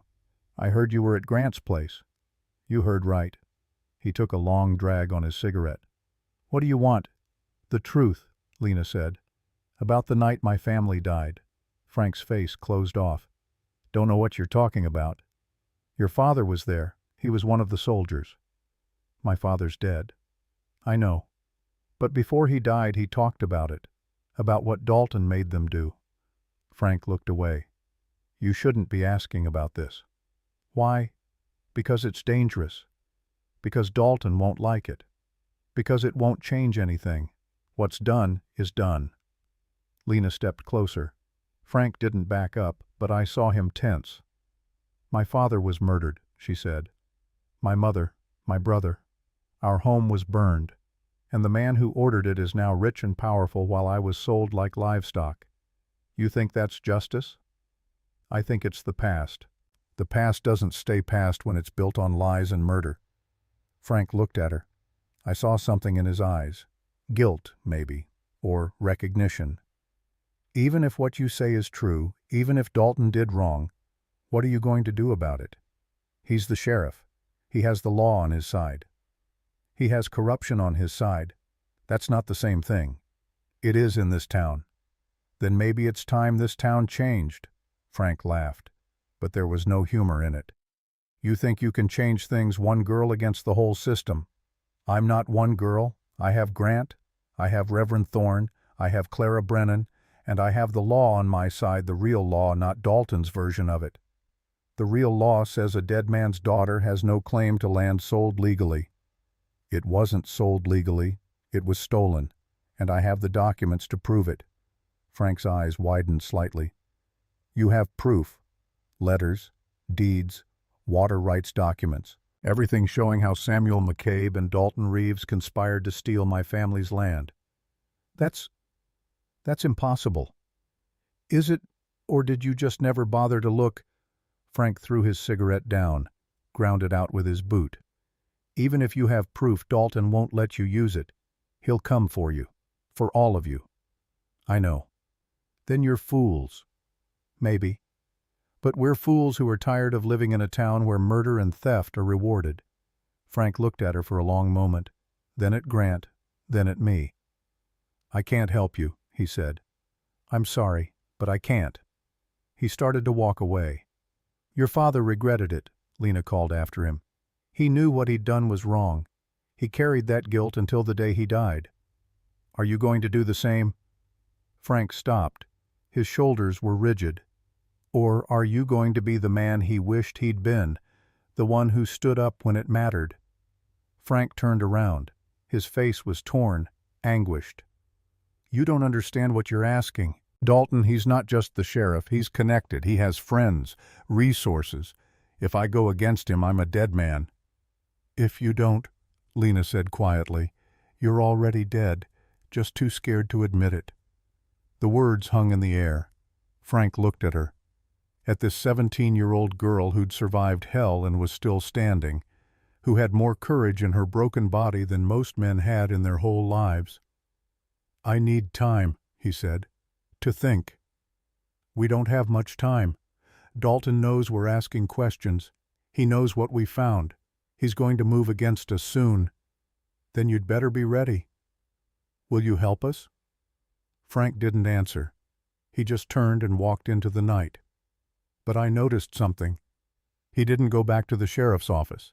He walked the other direction, toward the edge of town, toward whatever decision was waiting for him in the darkness.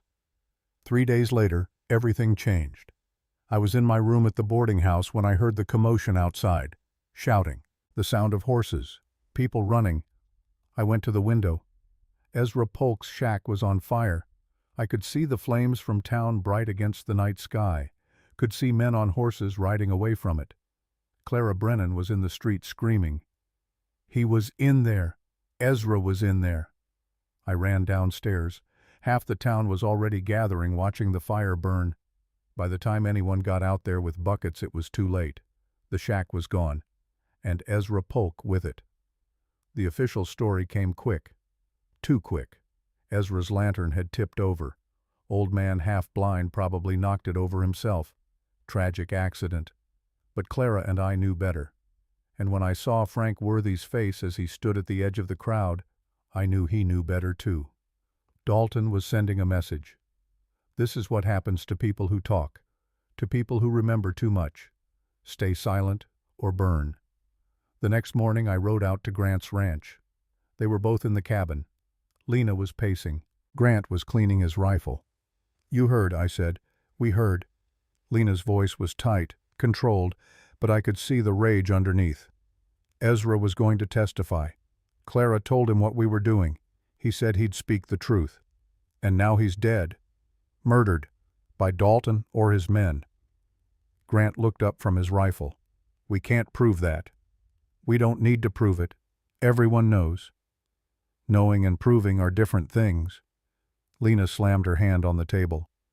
How many more people have to die before someone does something my family? Peterson, now Ezra. How many?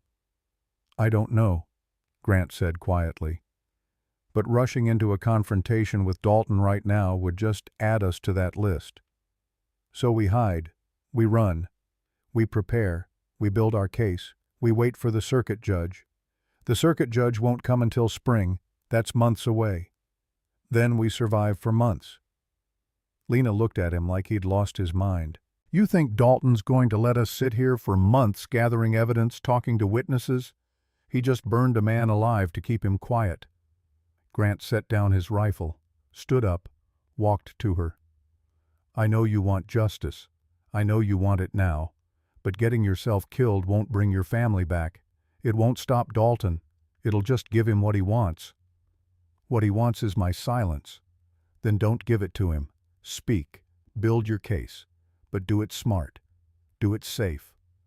Lena laughed. Harsh. There's no such thing as safe. Not here. Not with him. She was right, of course. We all knew it. The question was what to do about it. That night Frank Worthy came to the ranch. He rode in quiet after dark, tied his horse away from the cabin and knocked on the door like he was afraid of being heard. Grant let him in. Lena and I were both there. We'd been planning, trying to figure out our next move. Frank stood in the doorway, hat in hands. He looked terrible, like he hadn't slept in days. I know what you're going to say, he said. You're going to ask if I had anything to do with Ezra's death. Did you? Lena asked. No. But I knew it was coming. Dalton told me and the other deputies to stay away from that part of town last night. Said he had business to handle. I knew what that meant. And you did nothing. What could I do? If I'd tried to stop it, I'd be dead too. At least you'd die clean. Frank flinched. You're right. And that's why I'm here. He pulled out a folded paper from inside his coat, set it on the table. This is a deposition, written by my father before he died. He gave it to me, made me promise to keep it safe. Said someday it might matter. Lena picked it up, started reading. Her face went pale. This is... He confesses everything. The false accusations, the attack, the murder.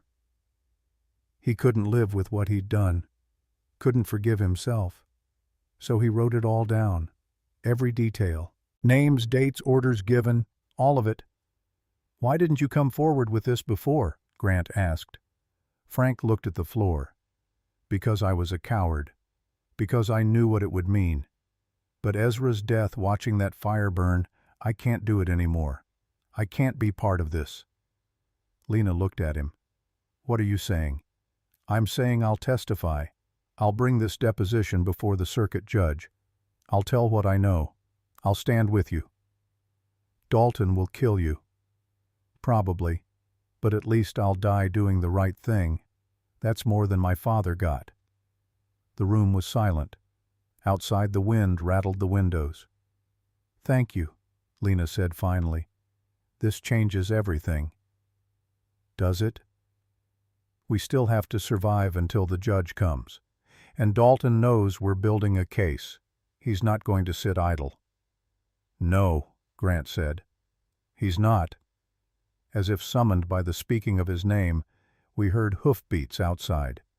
Multiple horses, coming fast. We all froze. Grant moved to the window, looked out. His face went hard. Dalton, with 6 men, all armed. Lena reached for the rifle. Grant put his hand over hers. Not yet. Let's hear what he wants. We know what he wants. Let's hear it anyway. Frank looked terrified. If he sees me here, then hide. Barn, go. Frank ran out the back door. We heard him scrambling toward the barn. The hoofbeats stopped. Boots on the porch, then a knock. Not demanding, almost polite. That made it worse somehow. Grant opened the door. Dalton stood there backlit by torches his men carried. He was smiling. Grant, Lena, Reverend, quite the gathering you've got here. What do you want, Dalton? Just came by to check on my old friend, make sure everything's all right. Heard there was a fire in town. Terrible tragedy. Wanted to make sure no accidents were happening out here. We're fine. That's good. That's real good. Dalton's eyes moved past Grant to where Lena stood. And how are you settling in, Miss Cartwright? Grant treating you well? Lena said nothing. Not much of a talker, are you? That's all right. Actions speak louder than words anyway. He pulled something from his pocket. A folded paper. See, I've been doing some reading myself. Old property records, water rights, interesting stuff. He unfolded the paper. It was a deed. To the Cartwright land. This here says I own the land your family used to work. Bought it fair and square from Samuel McCabe. All legal, all proper. It's not legal if it was acquired through murder, Lena said. Dalton's smile widened. You'd have to prove that. And proof requires witnesses. Witnesses like old Ezra Polk. Oh wait, he's dead. Tragic accident. We have other witnesses. Do you, Clara Brennan? An old widow whose word against mine, the circuit judge won't care. He folded the deed, put it back in his pocket. Here's what's going to happen. You're going to drop this crusade. Stop asking questions. Stop stirring up trouble.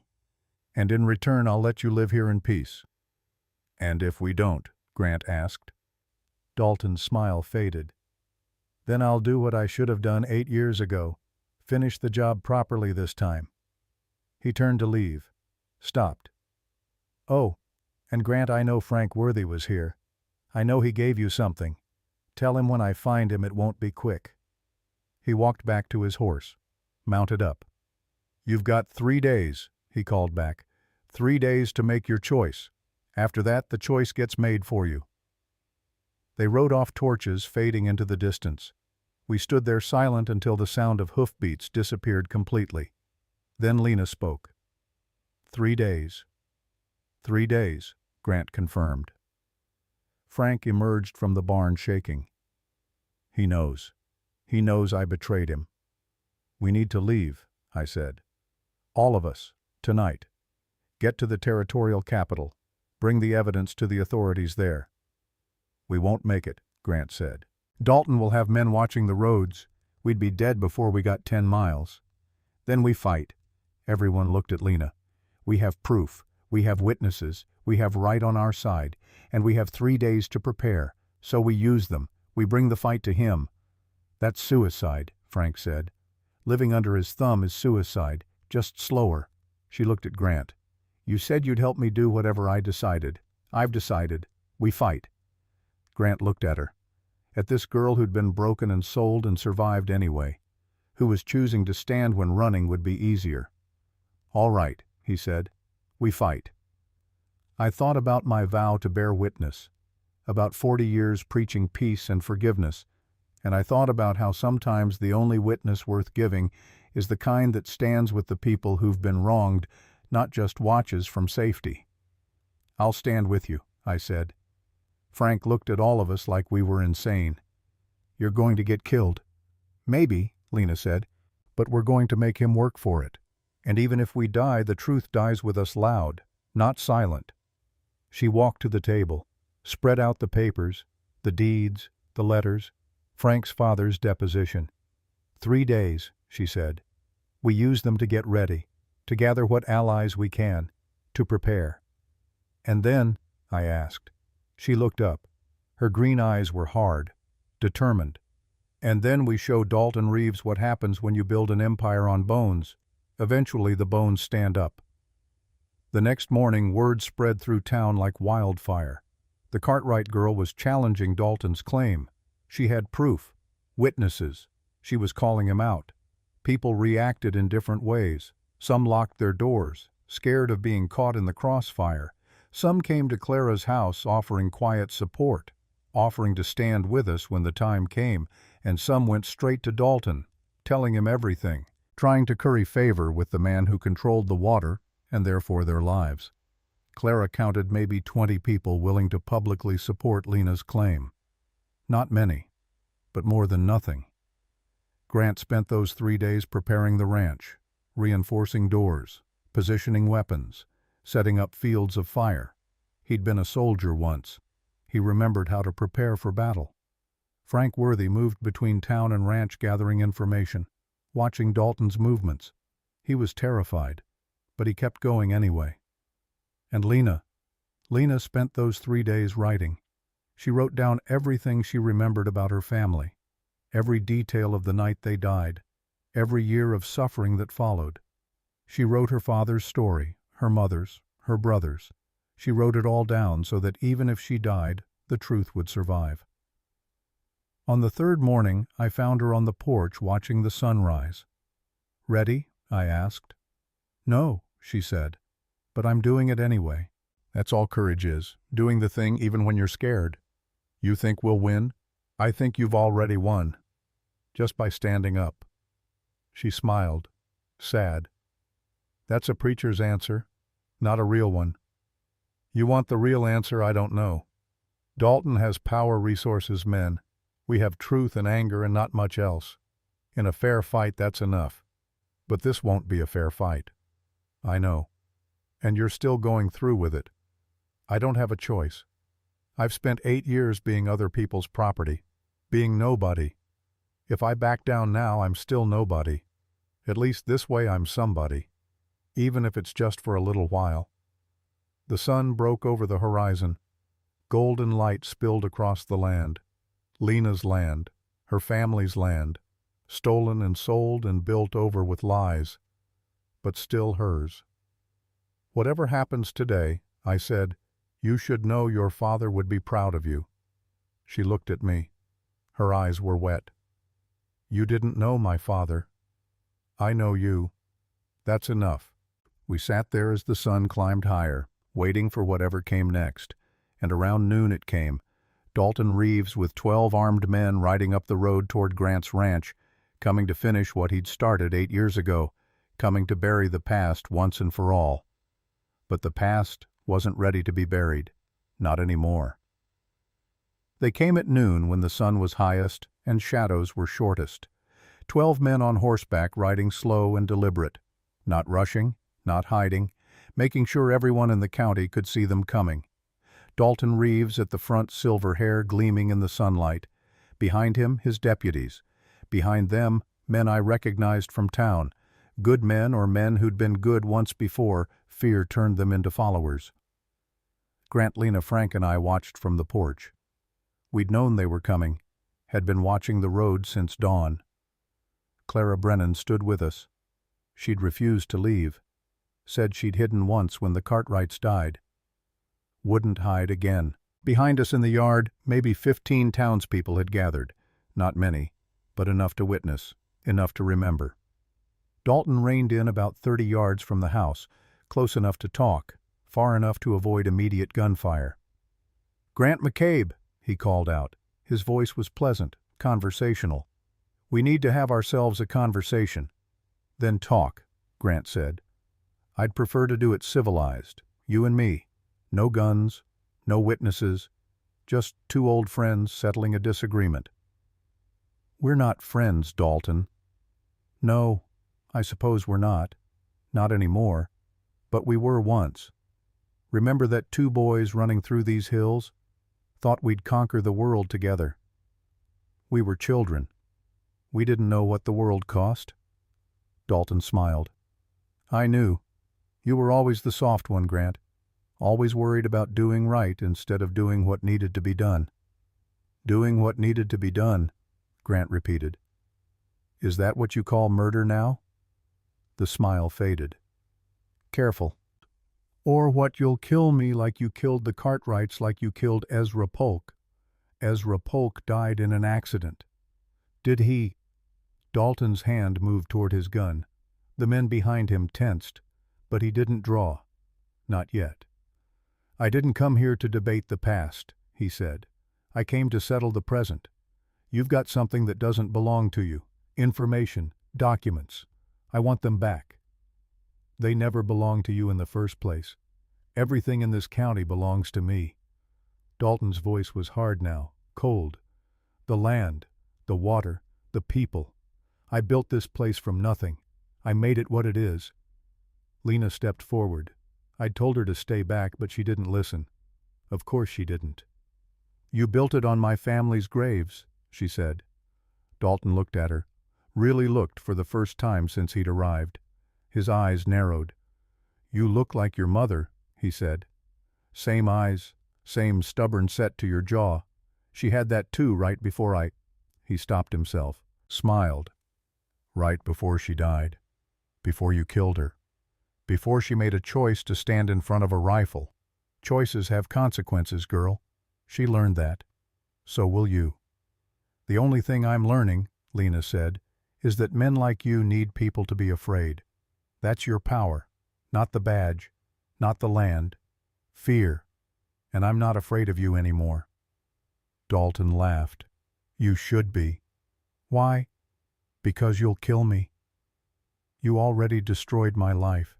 You took everything. What's left for me to fear?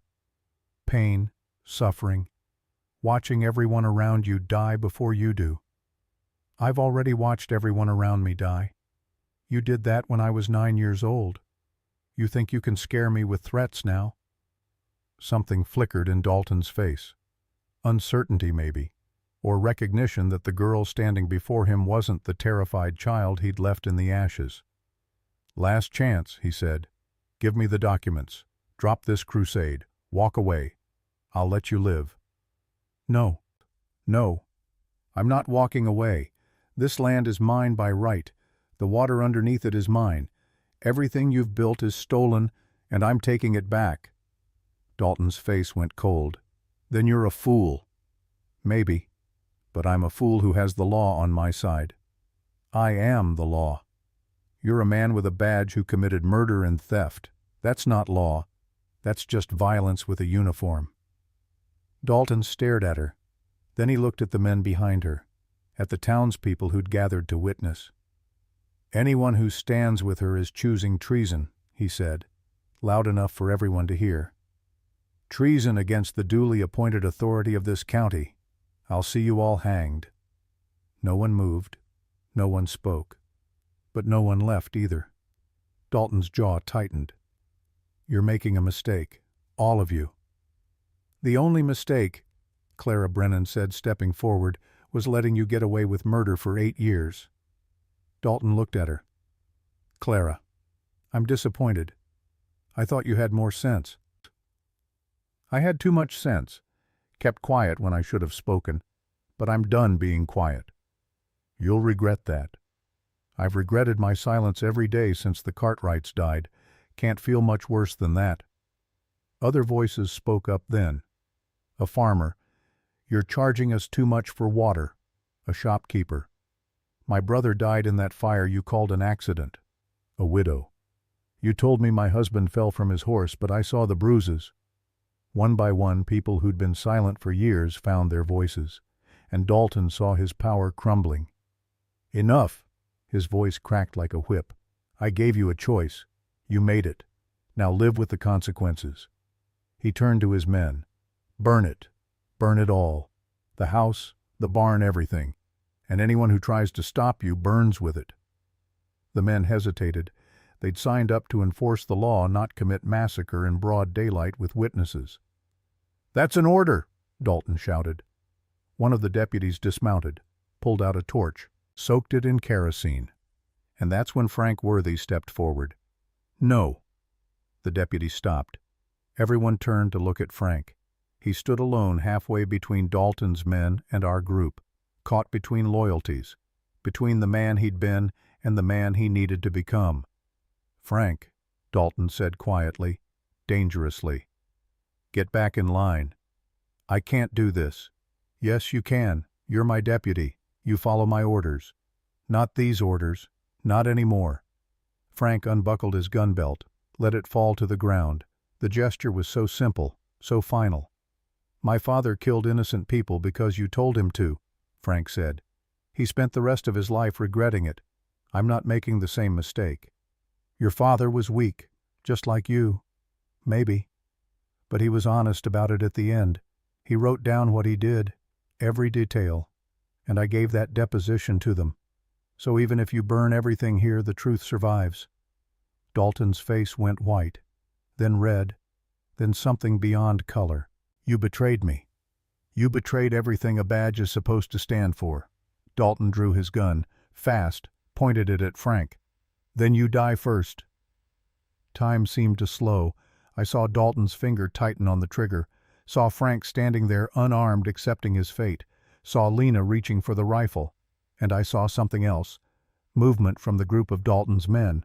One of them an older deputy I'd seen around town drawing his own gun, but not pointing it at Frank, pointing it at Dalton. Put it down, Sheriff. Dalton froze. What? I said put it down. I didn't sign up for this. None of us did. Another deputy spoke up. He's right. This has gone too far. You're my men. We're lawmen, or supposed to be. This ain't law.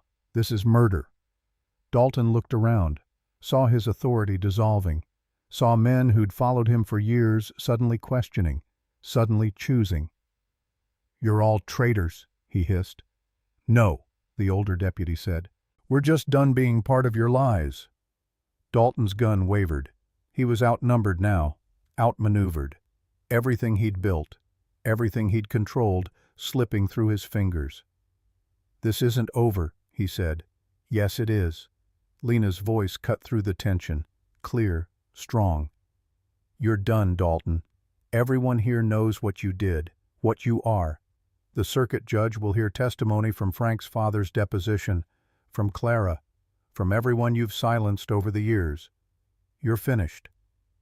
Dalton looked at her, and in his eyes I saw something terrible. Not acceptance, not surrender, desperation. A desperate man is more dangerous than an angry one. If I'm finished, he said, then I'm taking you with me. He spurred his horse, not toward Frank, toward Lena, gun raised, finger on the trigger. Everything happened at once. Grant threw himself in front of Lena, shielding her with his body. The gun fired. The sound was enormous in the still air. Grant stumbled, fell, blood spreading across his shoulder. Lena screamed. Dalton's horse reared. He fought to control it, failed. And as the horse bucked and turned, something happened that I didn't expect. One of the townspeople, a farmer named Morrison, grabbed a rope from his wagon, threw it, lassoed Dalton's arm. The rope pulled tight. Dalton was yanked from his saddle, hit the ground hard. The gun flew from his hand.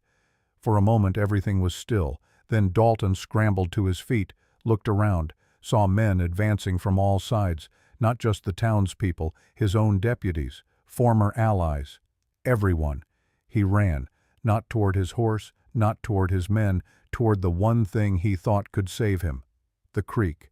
Behind Grant's property, maybe 300 yards away, there was a creek that fed from the aquifer underneath the Cartwright land, the water he'd controlled for 8 years, the source of his power. He ran for it like a drowning man swimming toward surface. We followed, not running, walking, slow and steady. By the time we reached the creek, Dalton was in the water, waist deep. The current was stronger than it looked, fed by recent rains upstream. "Stay back," he shouted. "All of you." We stopped at the bank. Lena stood at the front. Grant leaned against me, hand pressed to his wounded shoulder. The blood was flowing but not spurting. He'd live.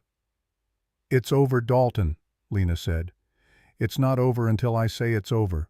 This is my water, my land, mine. It was never yours. You stole it. I took it. There's a difference." "No, there's not." Dalton tried to move toward the bank. The current caught him, stronger than he'd expected. His feet slipped on the rocks. "Help me," he said. Not a command anymore. A plea. No one moved. "Grant," Dalton's voice cracked. "We're brothers, remember? We fought together, survived together. Don't let me die like this." Grant looked at him. This man who'd been his friend, who'd become his enemy, who'd built an empire on bones and was now drowning in the water that empire was founded on. "You made your choices, Dalton," Grant said quietly. "Live with them, or don't. Please." The current pulled harder. Dalton lost his footing, went under, came up sputtering. "Someone help him," Clara said. Not because she forgave him, but because she was a decent person who couldn't watch anyone drown. Frank Worthy started toward the water.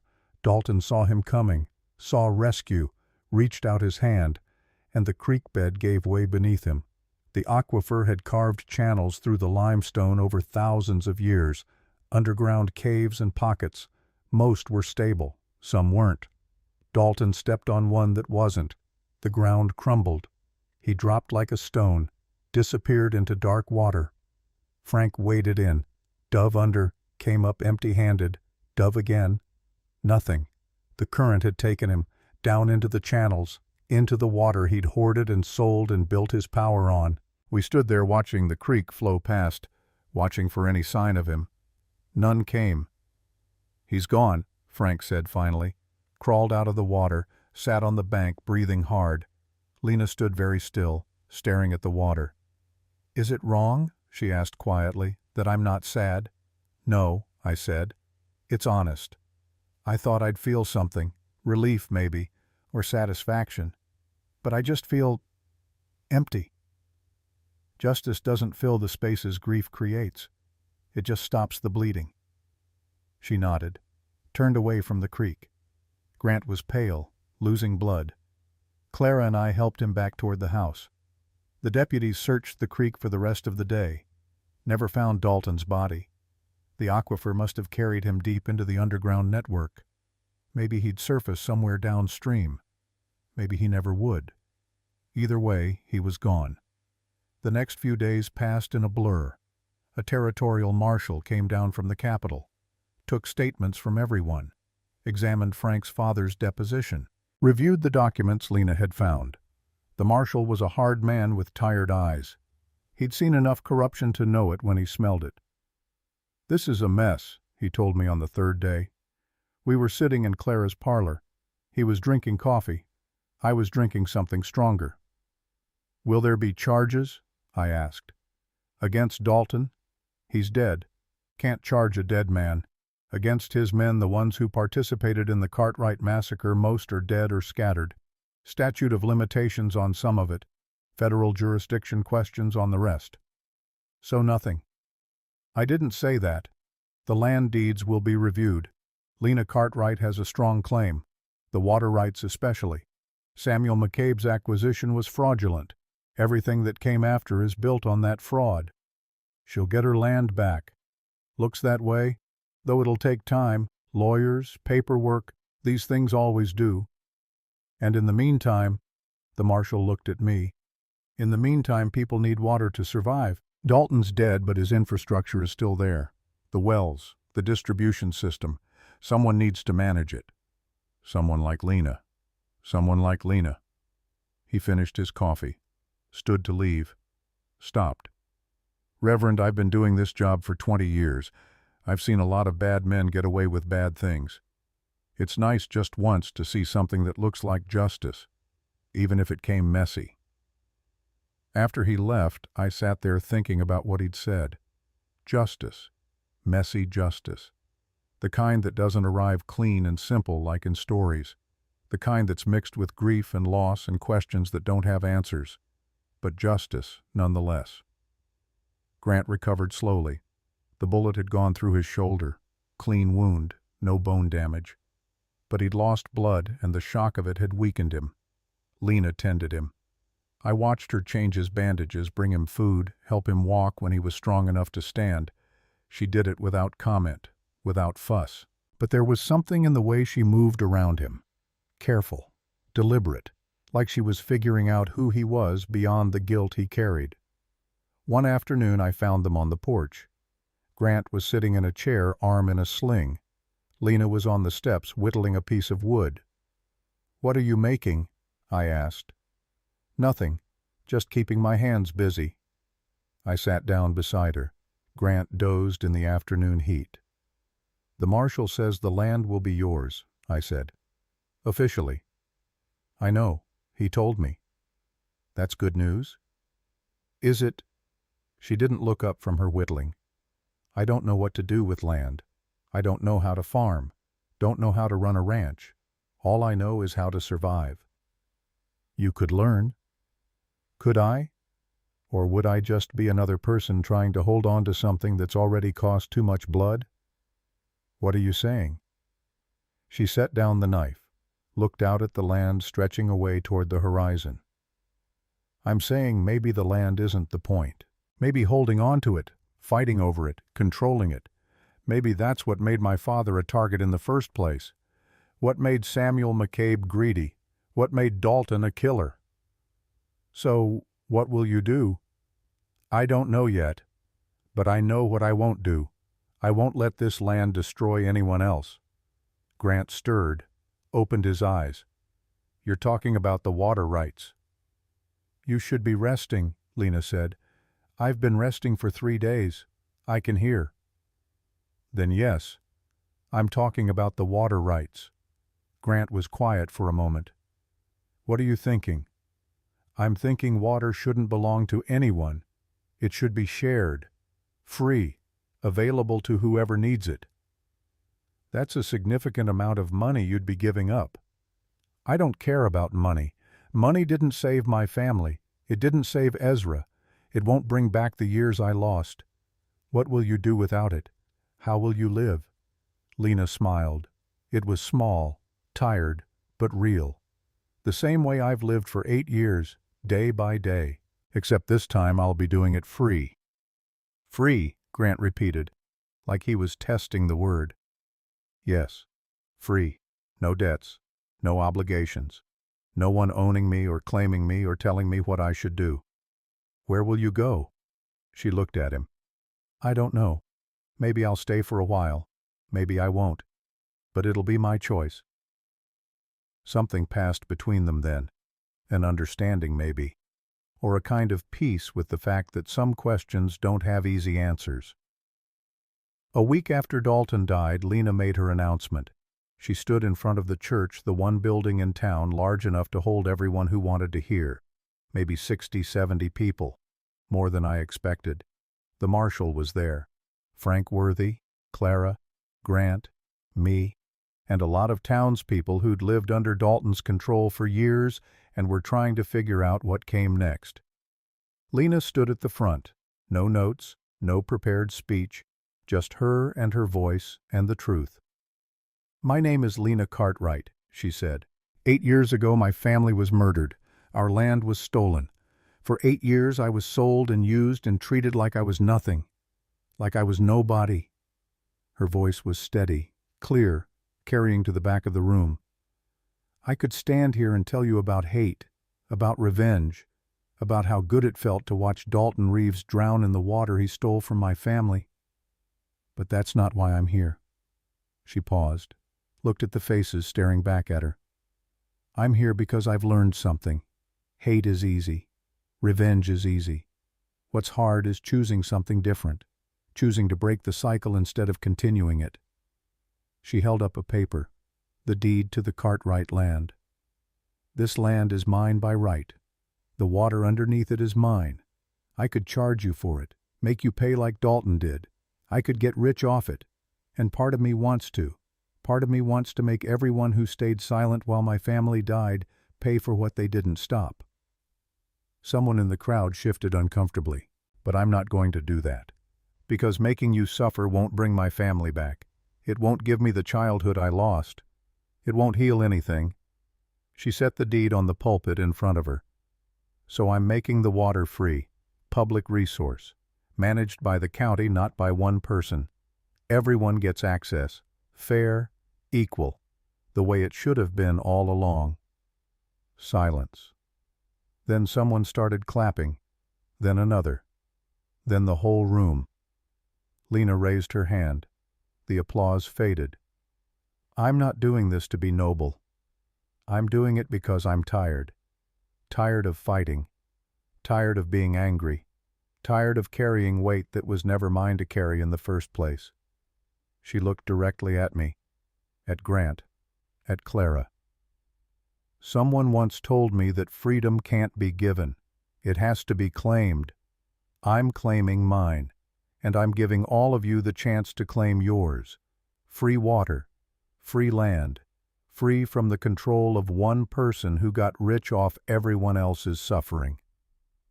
She stepped back from the pulpit. That's all I have to say. The room erupted. Questions, gratitude, disbelief. But Lena didn't stay to answer. She walked out of the church into the afternoon sunlight. I found her later sitting under the lightning-struck oak tree, the one that was half dead and half alive, the one that marked the path to the auction barn where this had all started. That was quite a speech, I said. It was true. Truth doesn't always play well with crowds. I don't care about crowds. I care about being able to sleep at night. I sat down beside her. You're giving up a fortune. I never had a fortune. Can't give up what you never had. You know what I mean. She pulled up a blade of grass, twisted it between her fingers. My father used to tell me that land doesn't belong to us. We just borrow it for a while, take care of it, pass it on. I didn't understand what he meant then, but I think I do now. What did he mean? That holding on to things too tight, land, money, power, it changes you, makes you hard, makes you willing to do things you shouldn't do. My father held his land with open hands. He shared. He helped neighbors, and Samuel McCabe saw that as weakness. It wasn't weakness. No, but the world punished him for it anyway. She let the grass blade fall. I can't change what the world is, but I can choose who I am in it, and I choose to be like my father, not like the men who killed him. We sat in silence for a while. The sun moved across the sky. Shadows lengthened. What will you do now? I asked. I don't know. Stay for a while, I think. Make sure the water transition happens right. Make sure people who need it get it. And after I'll see. Maybe I'll stay. Maybe I'll go. Maybe I'll figure out who Lena Cartwright is when she's not running or hiding or fighting. You could do worse than staying, building a life here. She looked at me. Could I? This town watched my family die, stood by while I was sold, stayed silent for 8 years.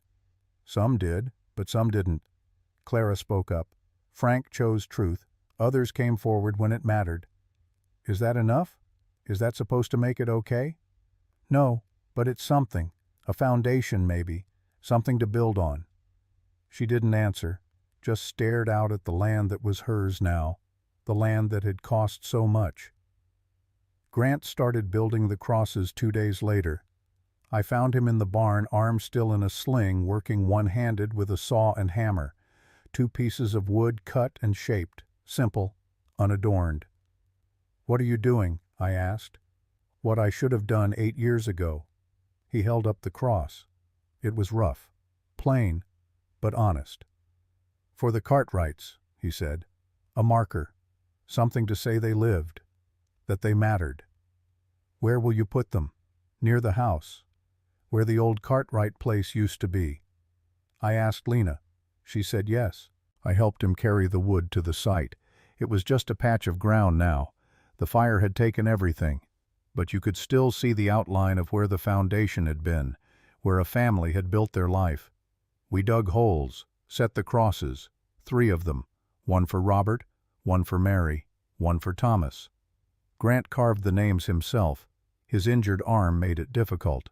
The letters weren't perfect, but they were clear. Robert Cartwright, beloved father. Mary Cartwright, beloved mother. Thomas Cartwright, beloved son. When he finished, he stood back and looked at them. It's not enough, he said. No, but it's something. I should have done this years ago. Should have stood up to my father. Should have warned them. Should have doesn't change what was, only what is. He was quiet for a long moment. Then, do you think they'd forgive me if they could? I don't know. Does it matter? It matters to me. Then maybe the question isn't whether they'd forgive you. Maybe it's whether you can forgive yourself. Grant looked at me. His eyes were wet. I don't know how to do that. Neither do I. But I think it starts with doing the right thing now, not punishing yourself for the wrong thing then. We stood there as the sun set. 3 crosses casting long shadows across scorched earth. Lena came to see them the next day. She stood there for a long time, silent, just looking. Then she knelt down, touched each cross, traced the letters of her family's names. Grant and I stood back, giving her space. When she finally stood, her face was wet. But she wasn't sobbing, just quiet tears, the kind that come when grief is old enough to be gentle. She reached into her pocket, pulled out the pocket watch. Her father's watch, the one she'd kept for 8 years, the one that had ticked away time through every hell she'd survived. She opened it. The ticking was soft, steady, still keeping time, even though time had stopped for the people it had belonged to. She held it for a moment. Then she knelt and set it at the base of the center cross, her father's cross.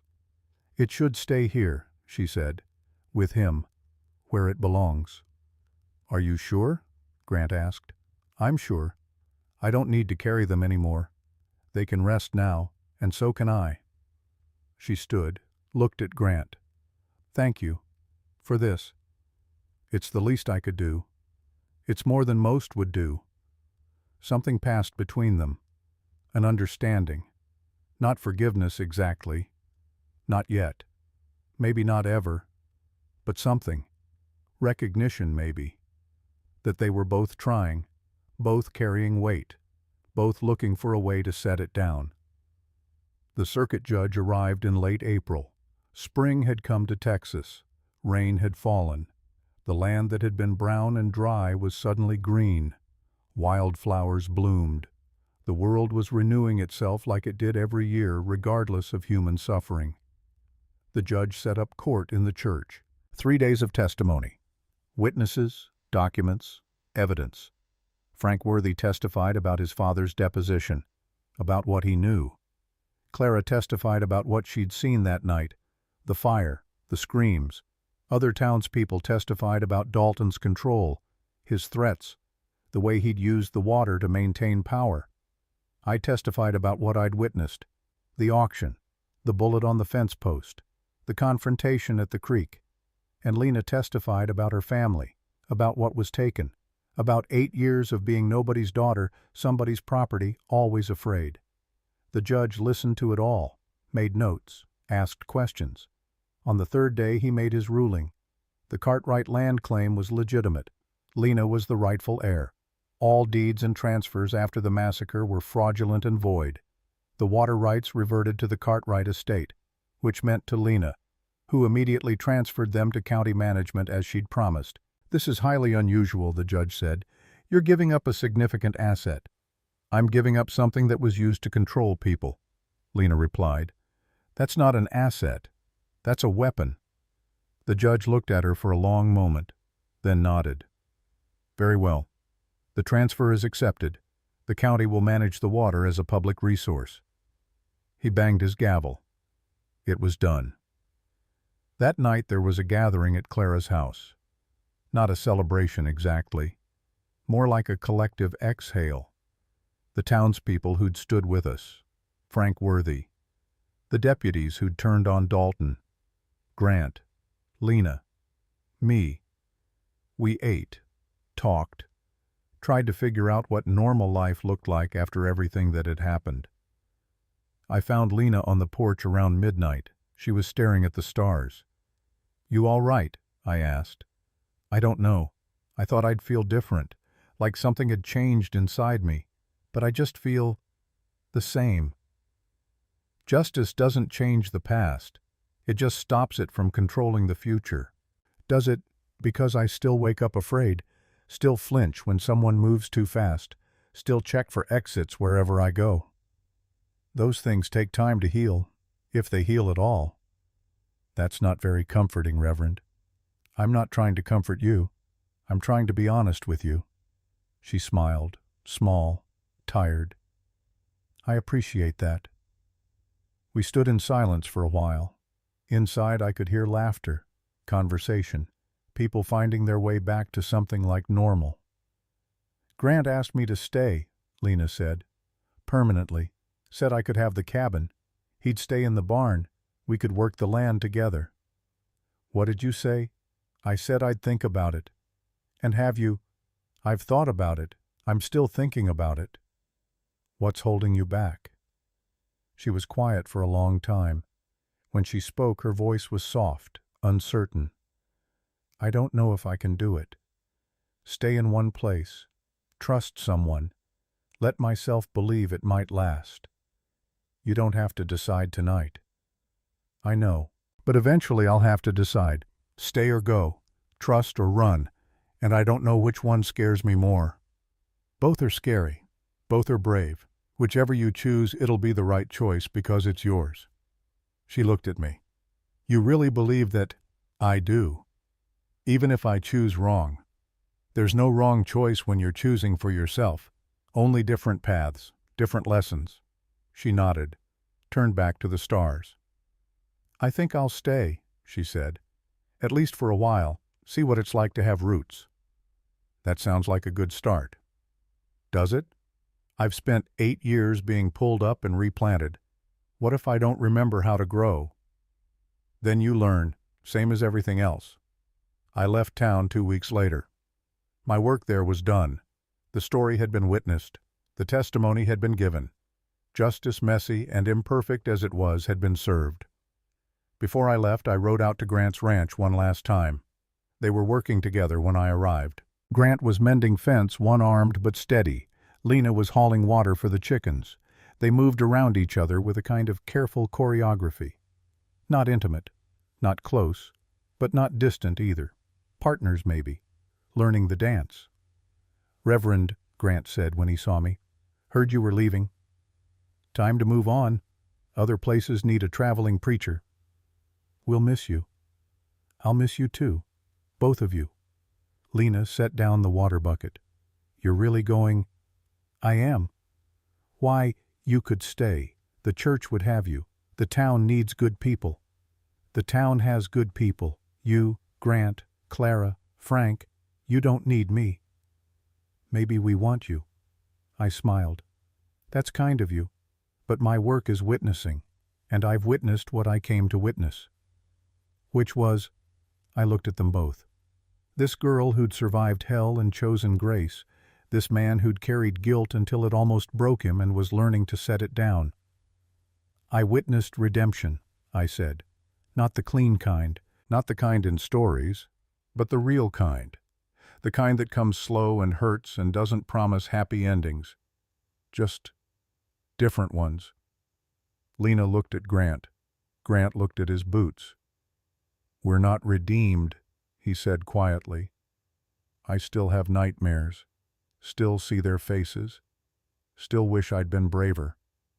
And I still don't trust easily, Lena added. Still carry a knife. Still think about running. I know, I said.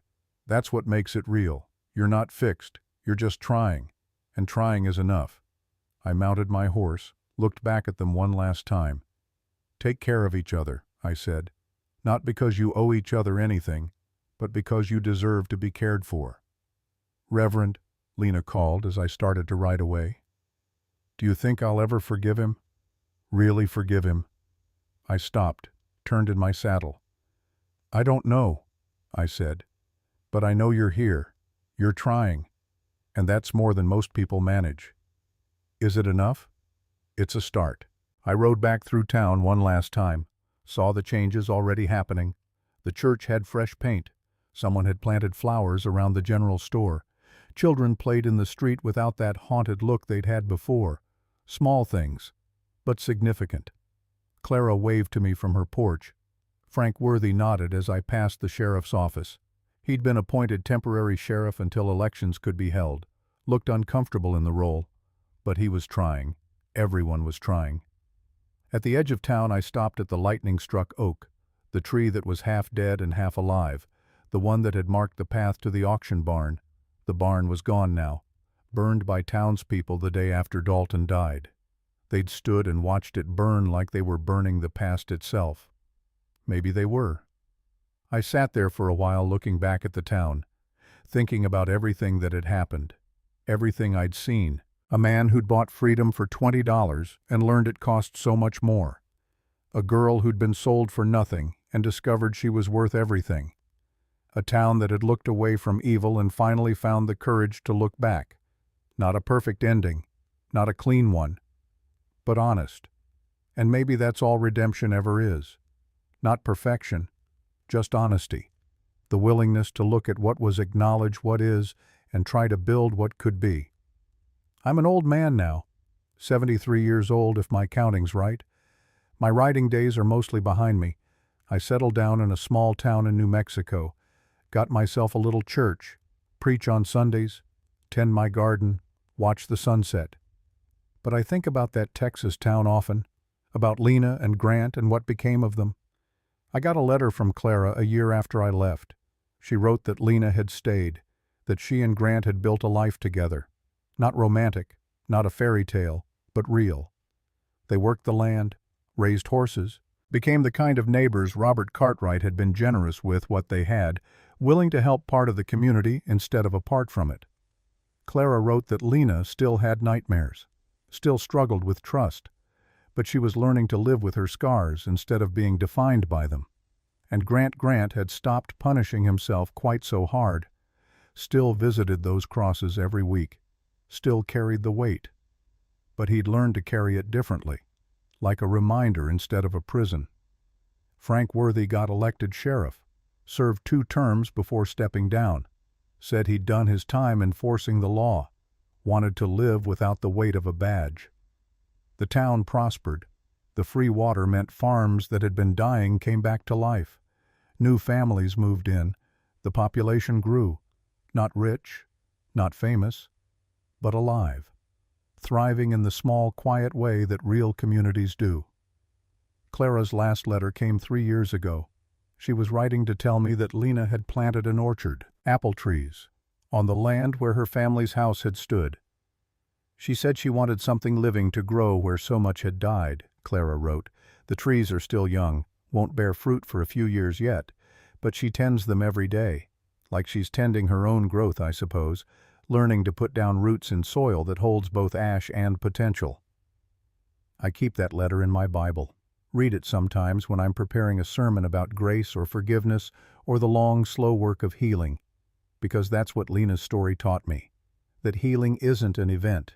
It's a process, a daily choice to keep growing even when the soil is scorched, to keep trying even when trust feels impossible, to keep living even when living is hard. And that forgiveness, real forgiveness, isn't something you grant once and forget about. It's something you choose again and again. Some days you manage it, some days you don't, and both are okay. Clara's letter ended with a question. She asked me once if I thought her father would be proud of her. I told her yes, without question. But I wonder, what do you think, Reverend? Did she make the right choice, staying, giving up the fortune, trying to build something with a man whose family destroyed hers? I wrote back, told Clara what I believed then and still believe now, that there is no right choice, only different ones. But Lena's choice to stay to try to plant apple trees in ash was the bravest kind, because running is easy, hating is easy, holding on to pain is easy. What's hard is staying, trying, letting something new grow in the place where pain was planted. Lena chose hard, and in choosing it she honored her family more than any revenge could have.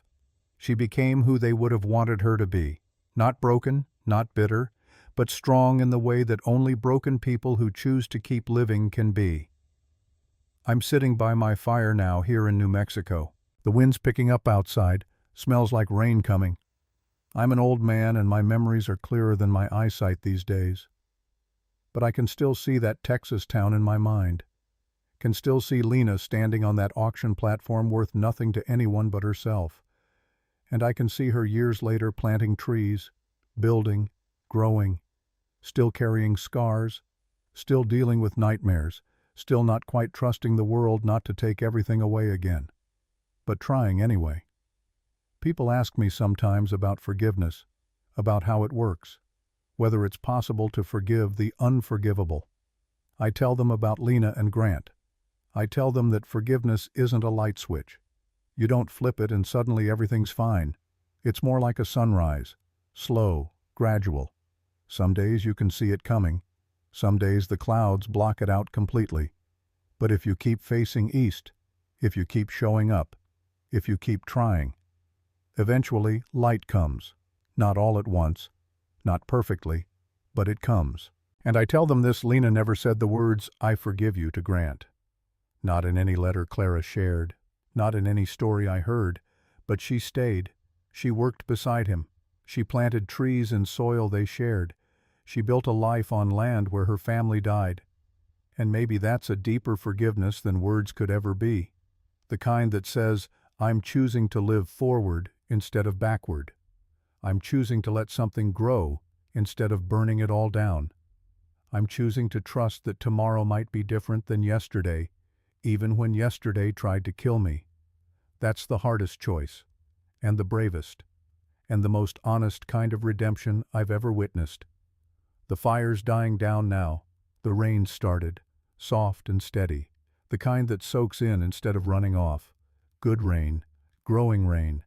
I'm thinking about those apple trees, wondering if they've borne fruit yet, wondering if Lena stands under them sometimes and thinks about her father, about her mother, about the brother who never got to grow up, wondering if the shade of those trees feels like peace or like ghosts.